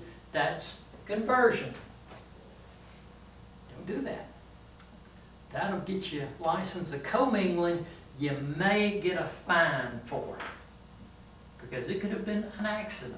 The deposit tickets look just alike. And it just went in the wrong account. Well, as soon as you know it, get it over where it belongs. But if you use it, that's where your license is in jeopardy. Because you stole that money from somebody. They don't like you stealing from people. So an example with commingling is like taking my personal money and putting it over in the operating account. Now you can put your personal money in your operating account. In fact, that's probably where your operating account started from. You got in your pocket and start opening the account. Okay. But when you take somebody else's money, Like a tenant's money? yeah, well, it could be their rent money. Yeah. It could be their security deposit. Could be their pet deposit. Yeah. It could be an earnest money check from a sale. Okay. You got a lot of opportunities here where you're holding somebody else's money, sometimes for a long, long time. And if you take any of that money and drop it into your operating account, which is your company money, then that's commingle. Conversion is when you now use that money to pay your expenses. Now here's what we use. Excel. It's just simple. This is how you've got to account for your money. The cash came in. It was a deposit on this property. I had a pet deposit. It was a Pekingese, $100. And it wasn't long. 3 months later, they're out of there. So we're forfeiting their security deposit of $900. Oh no, it wasn't a Pekingese. It was a penguin. So they did a lot of damage. So we're taking the pet deposit too. So they had $1,000 in there, and it all went to damages. Got to do it within 60 days. A lot of these articles on the briefly legal, arec.alabama.gov is the Real Estate Commission's website. You can find it just by going arec and .gov and it'll get you there. But they have these little articles. And Tainted money, tainted your money. that's what they call it. I was at a meeting one time and that's what they were calling it. Said this is tainted money. Taint your money. It taints your money. And you using it like it's your money. Yeah, but it taint your money. It taints your money. And that's what they'll get you for. You using somebody else's money like it was yours. That's what the trust accounts are all about, is to keep them separate. On the last page of the lease, it's good to do all your accounting right there for when they move in, because there's a lot of money going to different places at the beginning of the lease. Here we've got, they moved in on the 20th, so they had some prorated rent. I like the banker year. That's what this is. Every month has 30 days. Right. When y'all have a test question, y'all probably won't have one on this. You may have a test question on prorating property taxes. And they'll tell you it's either a banker year or they'll say calendar year. And they'll give you the month. And then you got to get your knuckles out and say January, February, March, April, May, June, July. Yeah. Y'all know how to do that, I'm hoping, because they'll tell you it's in April. You say, well, how many days does April have? There's a rhyme you can do. This month has this and this and that. I use my knuckles. The first one is a high number, then a low number, high number, low number, high number, low number, high number. And you start over. So January, February, March, April, May, June, July. So if y'all have to do that, it says it's in April. It's January, February, March, April. That's a low month. That's got 30 days.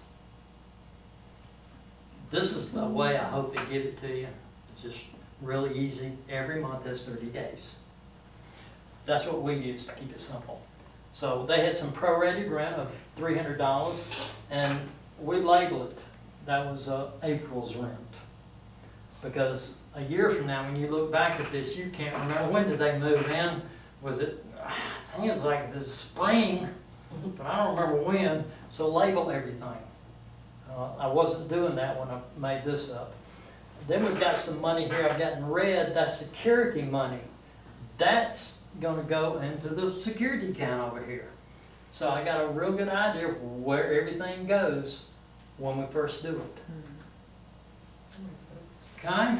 What do we got here? Security deposits, how long do you have to get back to them? No, 60 days. 60 days. Used to be 35. Okay. 60 now.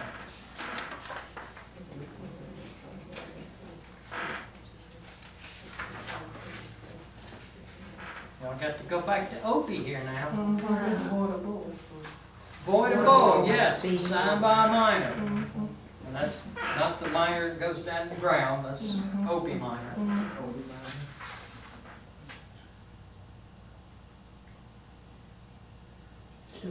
General agent. Okay? What do we got to keep them happy? We've got different levels of maintenance. Things like paint, carpet, they're not going to last 20 years. We just talked about the tenants, so well, I've been in here, all these years, all I want you to do is just clean the carpet. But it's shag carpet. I don't know if it'll clean. Oh, no, them in the 70s. Yeah, it may be from the 70s. They got a short life. You may have to replace the carpet. Somebody's been in there 5 years. You may actually have to replace that carpet when they move, and you're not going to be able to charge that back to the tenant. Right. That's going to be normal wear and tear. Owners always think they should replace the carpet. No, no, no. Preventive. That's just what our seasonal servicing of the HVAC. Well, if you let the HVAC filter go unchanged, Oh, you gonna have that. then you got a couple of problems there. One is it gets clogged up, and then the blower has got to blow harder and longer And work harder. and work harder, and it's gonna wear it out sooner, and your power bill is gonna be higher. Oh, yes. Also, if you're not changing it, finally, some of the dirt just goes on through, and it gets in what's called the A coil. A coil looks just like a radiator on your car. Looks just like one. And it's back in where the air is blowing through here. Well, the air blows across it's got the freon, it's where it's going back and forth in this radiator. And it's, y'all seen the one outside, it's got the little bitty, the radiator, the little bitty slits in it. Well, once those slits clog up, That's it. now you're in the house and you said that I hear it on, but I just don't feel anything coming out of it. Probably ain't. This thing's probably running 24 hours a day now. It is. So that's preventive maintenance. Just change the filter. Okay. Corrective. Corrective is you didn't change the filter. Now we got to get an HVAC guy to come in here and take this thing apart and clean the A coil. Costs more.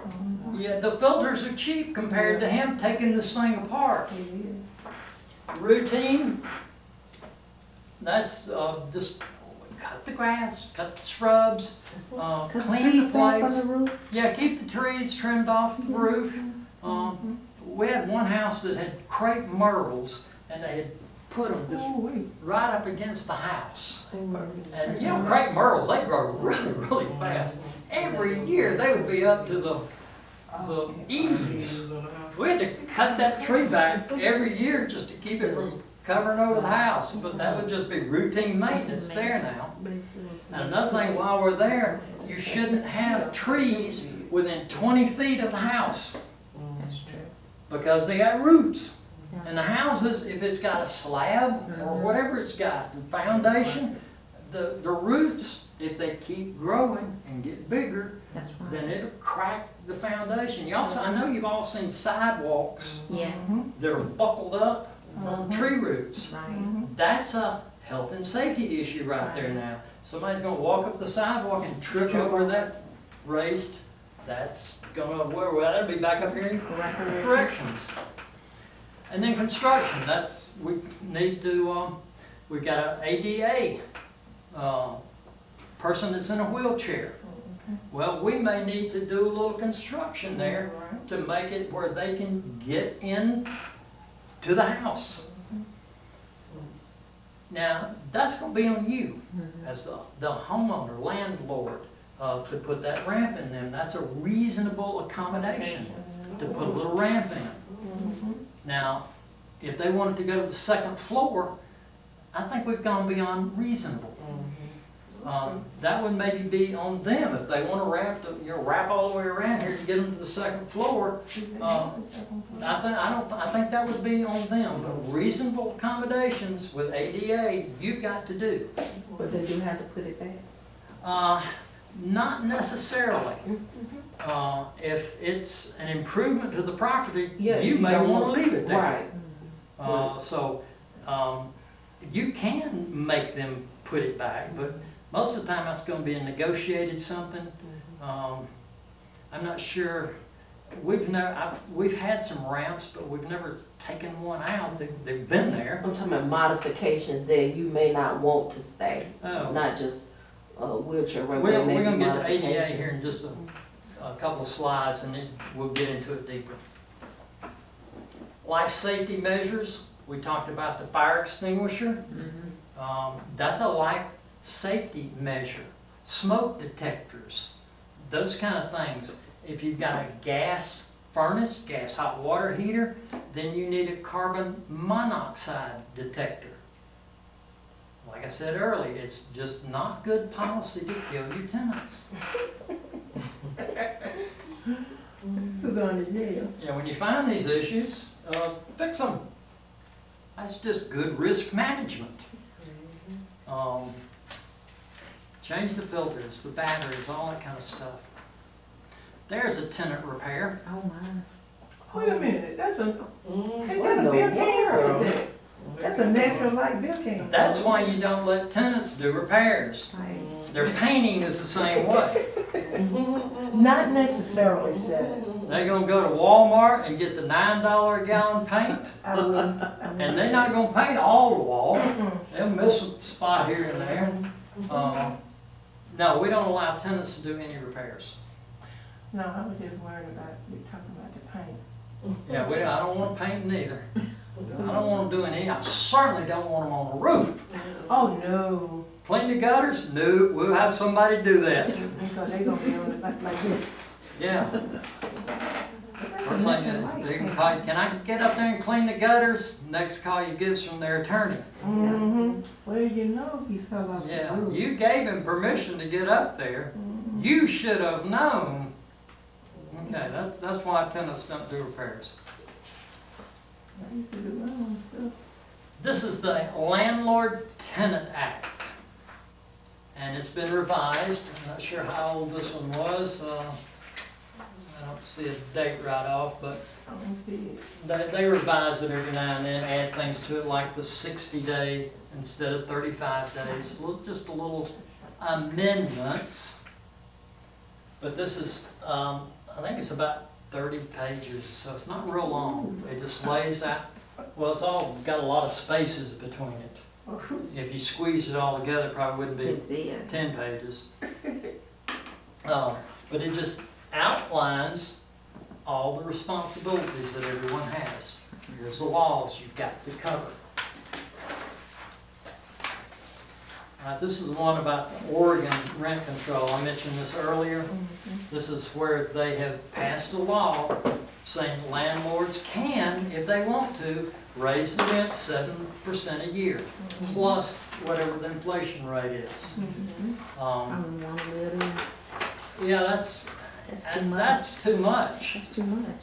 And they're giving them permission to do it. I mean. You think they're gonna do it? They're gonna do it. Probably. Yeah. They probably said, the state said I could raise it. Well, this year it's 11%. I know. Well, I'm paying $1,500 now, and you're gonna raise it I mean, 11%. that pushes those that can buy homes, pushes them a little bit closer to that if they can do it, you know? Yeah. Wow. Okay, there's our rent control. What's commingle? Mingling up the money. Mingling the money. What did you do to make it mingle? I put it where it's supposed to be. Which is your Personal. Yeah, I put it in my operating own account. Operating account. Lease. Oh, the broker owner. Is that what you're asking? The lease has two parts. We are giving them Possession. possession and we're granting Credit. credit. Credit. That's the two parts to a lease. Possession and credit. Yeah, possession and granting credit. Credit.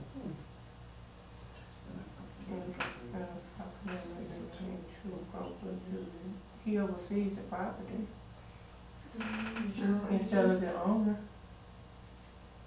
Two broker duties. And Remember, the first one up there was habitability, and then we came down from there, maintain the owner value and increase the owner value.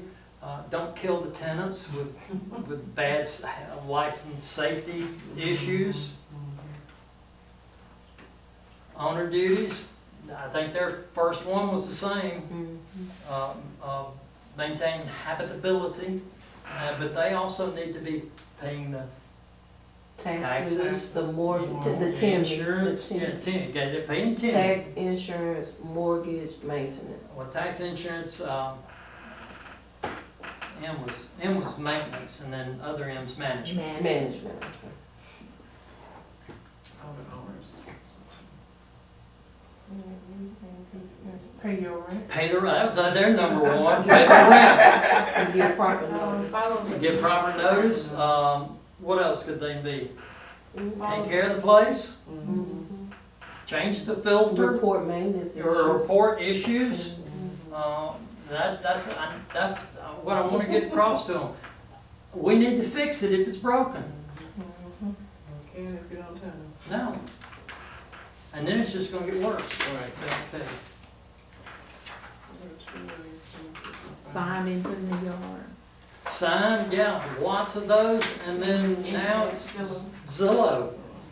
And that's where everybody goes now.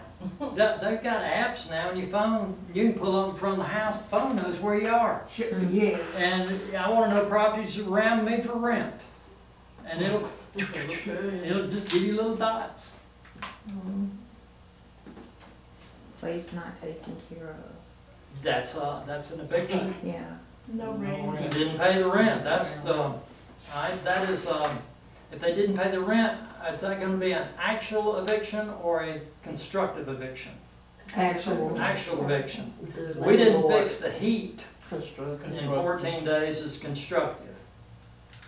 So it was no paying rent, and then that was, these are reasons why tenants can be evicted. Yeah, reason tenants are evicted, you've got the main one is money. Yeah, The other one can be actually violations of your rules like no pets. okay, okay. They move their family in, and they're the only ones on the lease. We address that in our lease. Okay. If you move somebody in, we need to know within 14 days, so that's a $500 fee. They still won't tell you. Of course not. They say, you catch me? You catch me? But they're just you and there are 5 cars here. Oh, I buy a lot of cars. Yeah. We got fined by the city of Birmingham a couple of years ago. The tenant was working on their car and had the hood up, and the car was sitting in the driveway backwards. They backed it into their driveway because they were, I guess, working on it there somewhere. I don't know why it was back then, but the hood was up, and the city came by and saw that, made a little note of it, and came by 2 or 3 days later, and it was still the same way. So we got a fine. Had to go to court. It was $271. Wow. Do you think the tenant paid that? No. No, but we can give them a notice now, non-compliance notice, that here, you've got to get this car out of the driveway, Right. and you owe us $271.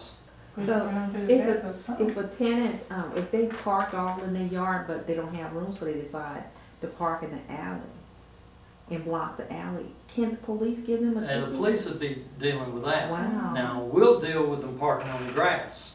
Okay, Now, you got 2 issues there. yeah, You've got, it's gonna kill the grass, right, and there's a sewer line and a water line right. coming out through here as well, and you're Right. driving over it and driving over it, Right. and next thing we know, there's bubbles coming up in the, Mhm. Grass. Yeah, and that's, I didn't do that. Right. It's like it when I came. Yeah.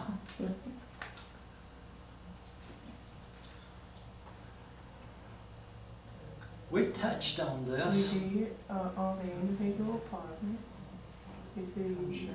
I think it's been- I think they Big, were on the yeah. co- That's what a co-op is. The co-op owns the building, and you get a proprietary lease on your unit. Now, you can also mortgage it, where you couldn't mortgage a normal lease, but you can mortgage this kind of lease.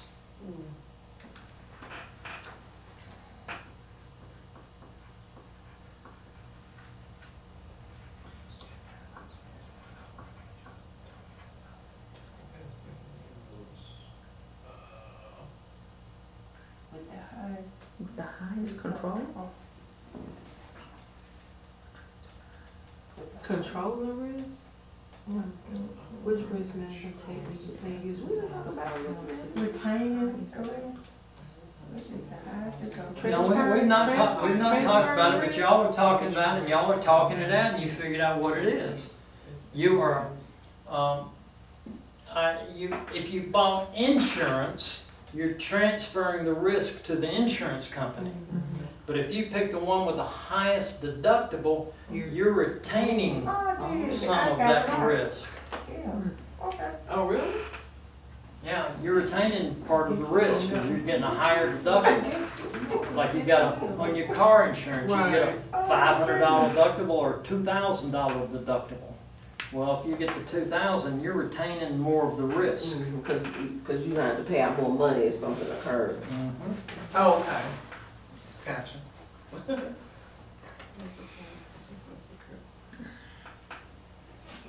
Pay for the last month rent. No repair damages to the property caused by There we tenant. go. That's why you D. get first and last month rent. You can only get 1 month here in Alabama as a security deposit. But way landlords get around that is, all right, well, they got a 1 month security deposit, but your credit's only 475, so the chances are you're not gonna pay your rent like you should. So the landlord's gonna say, okay, if I'm gonna take that kind of risk with you, I want more skin in the game. So give me another month or two, or I want the whole year in advance. Oh, you done lost your mind.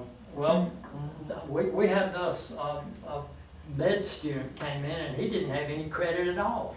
Okay. Daddy paid the whole year in advance.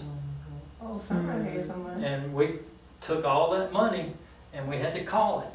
Here's a security deposit, and we had to label it in the security account. This is for January, February, March. You have to label each one. If you want to say, like here, get the last month, month's rent, then you take the security deposit and the last month's rent, which will be February of 2000 something. You gotta call it what it is. You can't just get extra security deposit. You gotta label what it's gonna be used for. Okay, so it's, B or D? It's to repair Okay. damage. Okay. That's what a security deposit's for, Mhm. is it to repair damage, Mhm. or sometimes they'll leave that last month and not pay that last month, which is not what they're supposed to do. that ain't- But they think, well, I paid That that, ain't it, okay. and you can guarantee when that happens, you got a mess to clean up. Yeah. Guaranteed.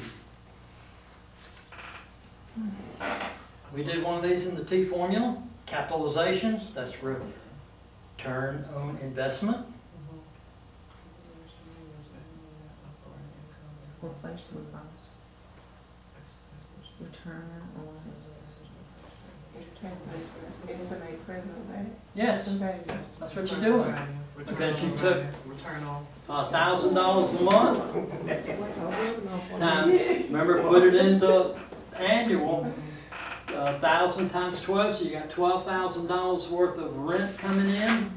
And they want, let's say for a residential, they want an 8% return.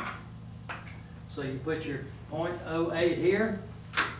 Now 12,000 divided by 0.08, and that will give you an estimated current value. Present value.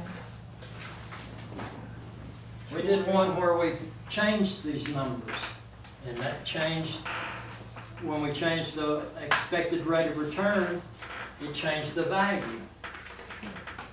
You said the 12,000, go back, you said take the 12,000 and divide it by? Well, on your T I mean, by the formula, annual? your T formula, on the top, you've got your rent, and then you've got to get it to annual, because you may be given the monthly rent, $1,000. Well, to do the math on this, you gotta get it to an annual, because your return, number over here is an annual number, 8%. Okay. So this has got to go to months to make that work.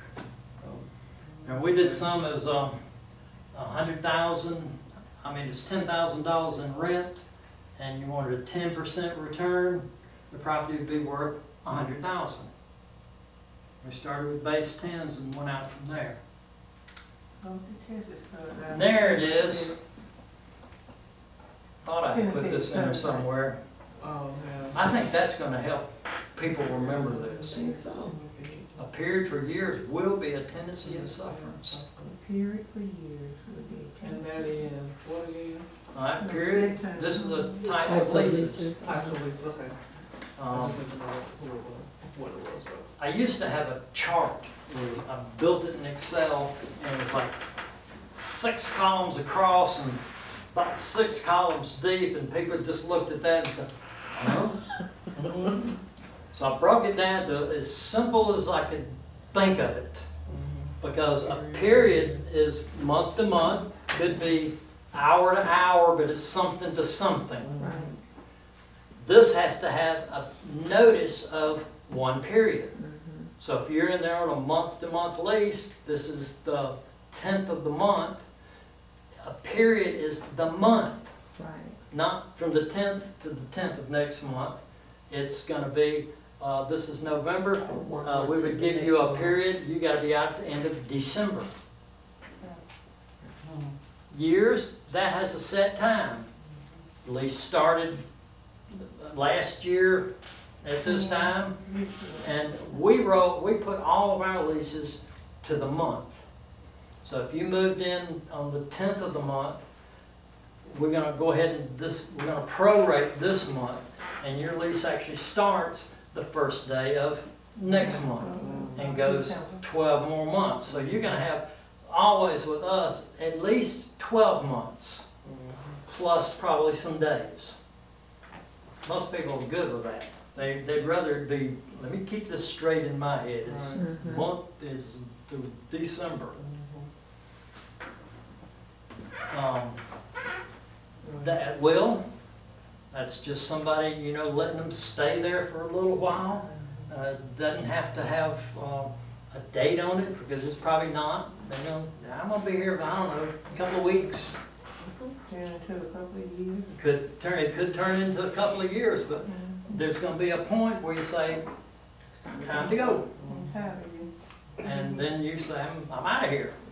No, they don't say they like it. All of these are tenancies. Tenancy means the way you're holding property.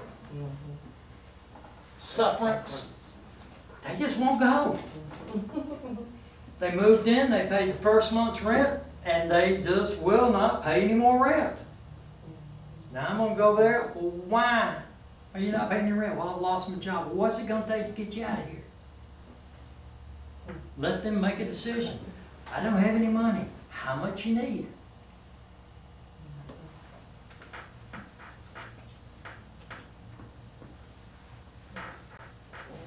You really terminate the lease for you. Yeah? Terminate the lease for years. Abandonment of lease. Oh, man. I think it's B. Expiration. It had an expiration date on it. Yeah. Your lease goes through December of next year. It's like we read more, trying to make it more than what it was. They will get you, It's so simple, it's like. With challenging questions. yeah, the challenge. Would terminate. Now, some of these other things, Right. would the death of the tenant terminate the lease? Mm-hmm. No, No, no. I've been fighting with terminated lease for years. The only thing, the lease for years, death of the tenant wouldn't, But they gonna be. terminate that. Well, still, they've got he or his estate has a leasehold on that property. Yeah, Oh. yes, yeah. Now, next month, if they didn't pay the rent, we can start that kind of process to get them out. But then, we had one a few years ago, the kids were actually living there with him. They were adult kids. Well, they needed somewhere to stay. And they still had like 3 months left on this lease. Were they named? They were not named in the lease, no. But they wanted to stay and pay the rent, and we asked the owner, and she said, okay, You need one or two months. she wanted the money. Mm-hmm. But I agree with you, if they don't have the money and, you know, the tenant died, he's not paying next month's rent. Right. So he ain't him. Abandonment of the lease, that doesn't end the lease. Right. Just because you moved away, they move away all the time in the middle of the night. And if the price sells, the tenant still has their rights to stay until the end of the lease.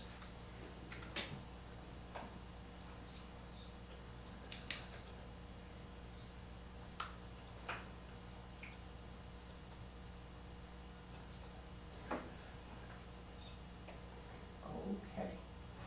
Ooh. Understand for parents.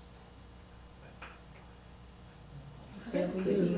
And a stay for use can be terminated. Well, I may have written that wrong, because I'm reading it now, with the principal difference, The principal difference. stay for years, that's the one that's got an expiration date on it. Right. And But it period can to be period is terminated. month to month, so, Mhm.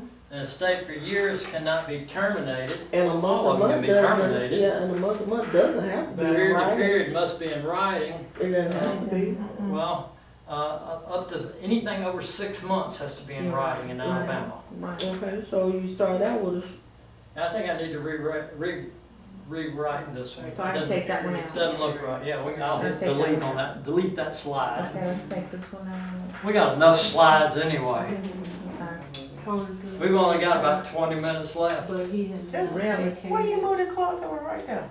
I moved the clock because I noticed on the videos, every now and then I'd look up like that. Oh, okay. I shouldn't be doing that, I need to be, Okay. Tony, please take this back. Not vacate the premise and don't have renewal lease. Landlord had to discuss the tenant contract, manage the other situation to do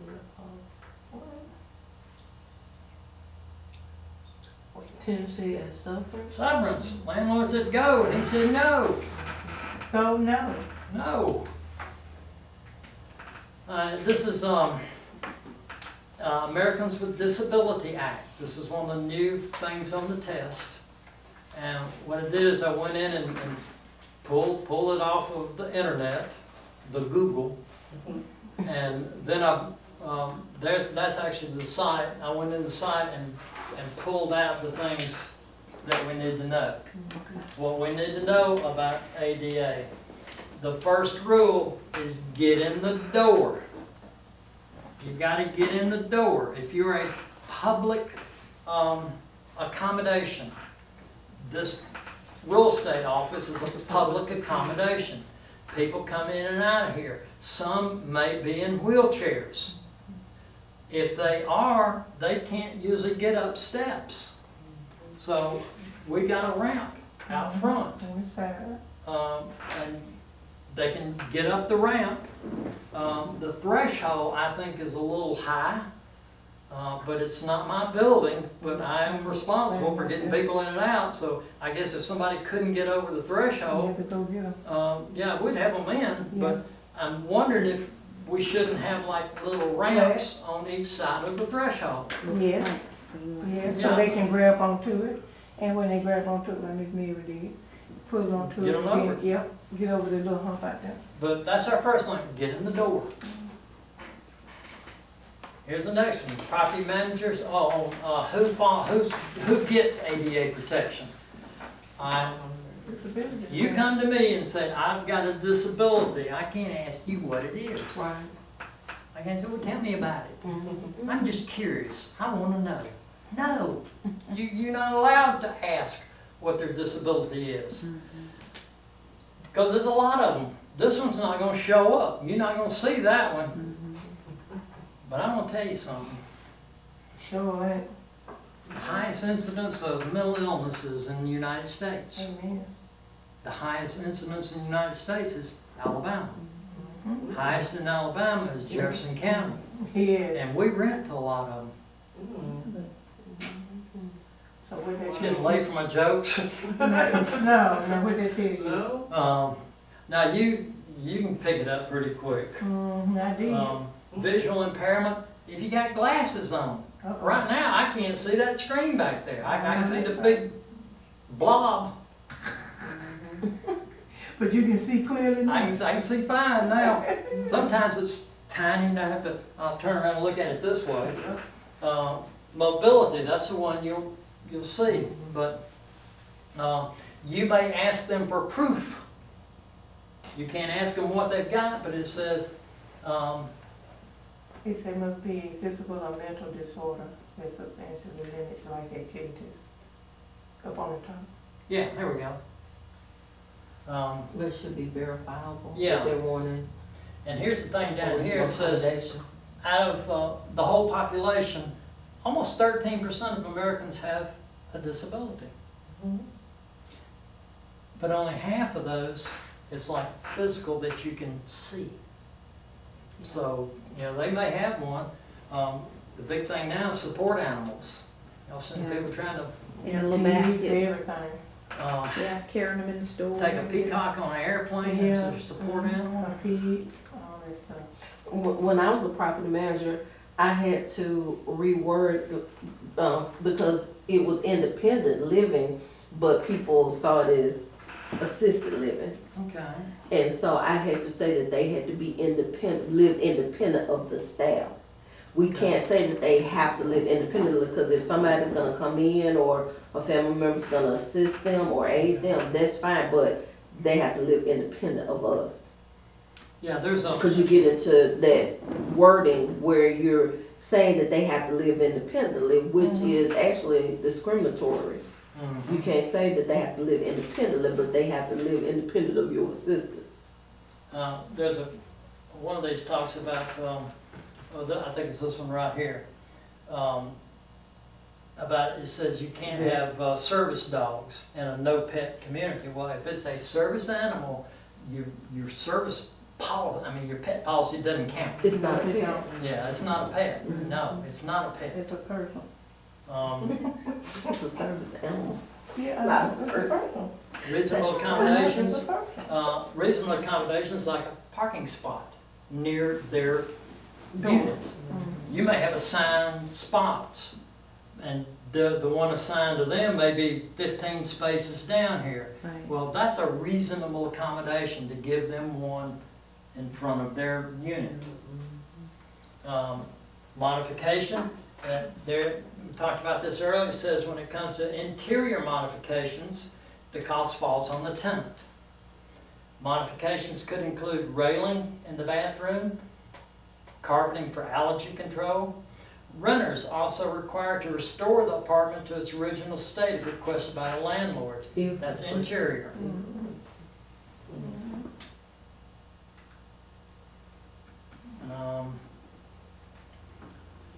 Myths about it. You think, oh no, everybody's going to sue me. Not really. It said there are very few. There have only been 650 lawsuits over 5 years. That's not bad. Well, most people are going to work this out. You got somebody that wants to rent from you, and they're in a wheelchair. You still want them as a tenant. So you're going to work it out. You're going to, how can I get you, what can I do to make it right? We've only got, of all the properties we've got and ever had, we've only got one that's actually handicap built. Accessible. It was, everything about this was built for handicap wheelchair. The counters in the kitchen, Alone. you can roll up under them. The bathroom counters, roll under them. The shower, you roll in the shower. The doors wide, no thresholds, everything was built for them. That's good. Very good. And this is another myth. Well, I've been sued one time, they can't sue me again over that. Yes, they can. They can. No, it's not. No, What's been told about? Yeah, This disclosure thing, they got- the material facts material fact. and, When's the rent due? oh yeah, definitely that. That's number one. Right. Oh, our contract. Yeah, is- well.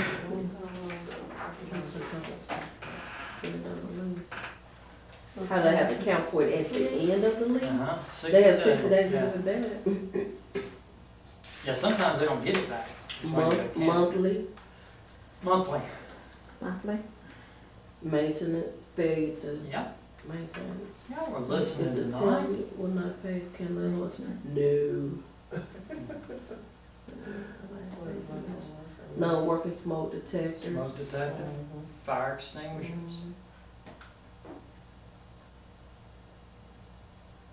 I don't think it does. No, it doesn't. Doesn't apply to commercial properties. This is not just a little blurb about escrow accounts. And what we got here? Funds. accounts and disbursements. We'll say brokerage. Two accounts, we've already covered that. We talked about I that. already got that. I think we've already seen Yeah. this one. That was up front. What was it from we talked about? Saw that one too. I got 2 extra slides in here. Sometimes I move them around and don't delete the other one. As you go along, yeah.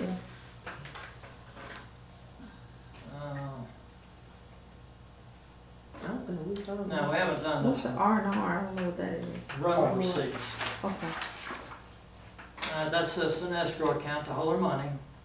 Now, you can't Don't have a negative negative balance in this account. Mm-hmm. Like our security account, we're allowed to keep extra money in. You can keep $1,000 extra in the security deposit account. Don't know why you would need that much. We keep about 100 extra in ours, and it's only because if somebody writes us a check and it bounces, then we get hit with a bank charge. $12 or something. Yeah. Well, if we had a zero out balance here, now we'd have in the negative. it would be negative. So we'll keep about $100. The rental receipt account, you can keep $5,000 extra in that one. And that's because you cannot use someone else's money to fix another's property. So we can have extra company money in there because the plumber that we send out to do some plumbing work today, he wants his money today. He doesn't care that you haven't collected the rent on this house yet. He wants his money today.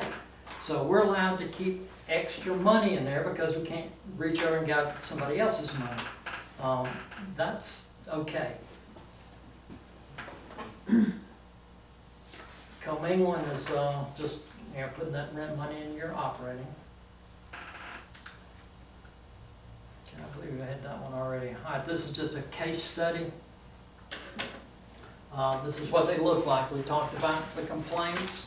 We got who, what, when, where. They gather all the facts, when they got their license, where they were, all that. And then we go into the allegation of facts, random routine office. Property management account was $2,900 short. Uh-oh, we got a problem. Houston, we got a Yeah, problem. this one's not so bad. We got one that, no, this is one, yeah, he reported that on April, he removed $7,500 from the security account and commingled it with his personal funds. Oh, he told what he did. Oh. He ain't got no life or no. Yeah, they probably did. So they got a shortage. Then these are the accounts they charged him with. And, This a real scenario? no. Oh. These are the ones with real estate commission, they wrote these and gave them to us to use. We got about 4 or 5 of them. I think I've shown y'all one Some before. cases. And we did this one night with Yeah, case we did studies, and y'all We saw did a lot. what happens. Yes, we did. We had a prisoner in here Yeah. telling you about it. Yeah. Jailbird, Yeah, jailbird, go to jail.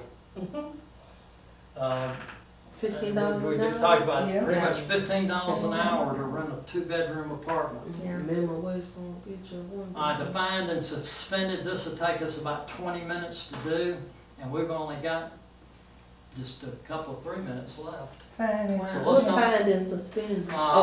this is a Jeopardy game, Oh, and I think we did a piece of a Jeopardy game one night, didn't we? we did. Yeah. I think we did. Yeah.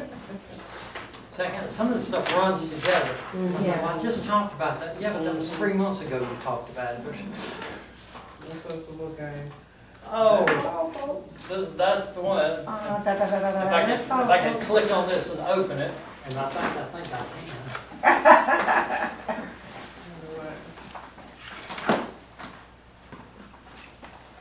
Oh, it's gonna be down on that screen. Oh. Anyways, the old cartoon with the, With the pig? Looney Tunes. That's all, folks. Yeah. The pig. All right, y'all Get on YouTube.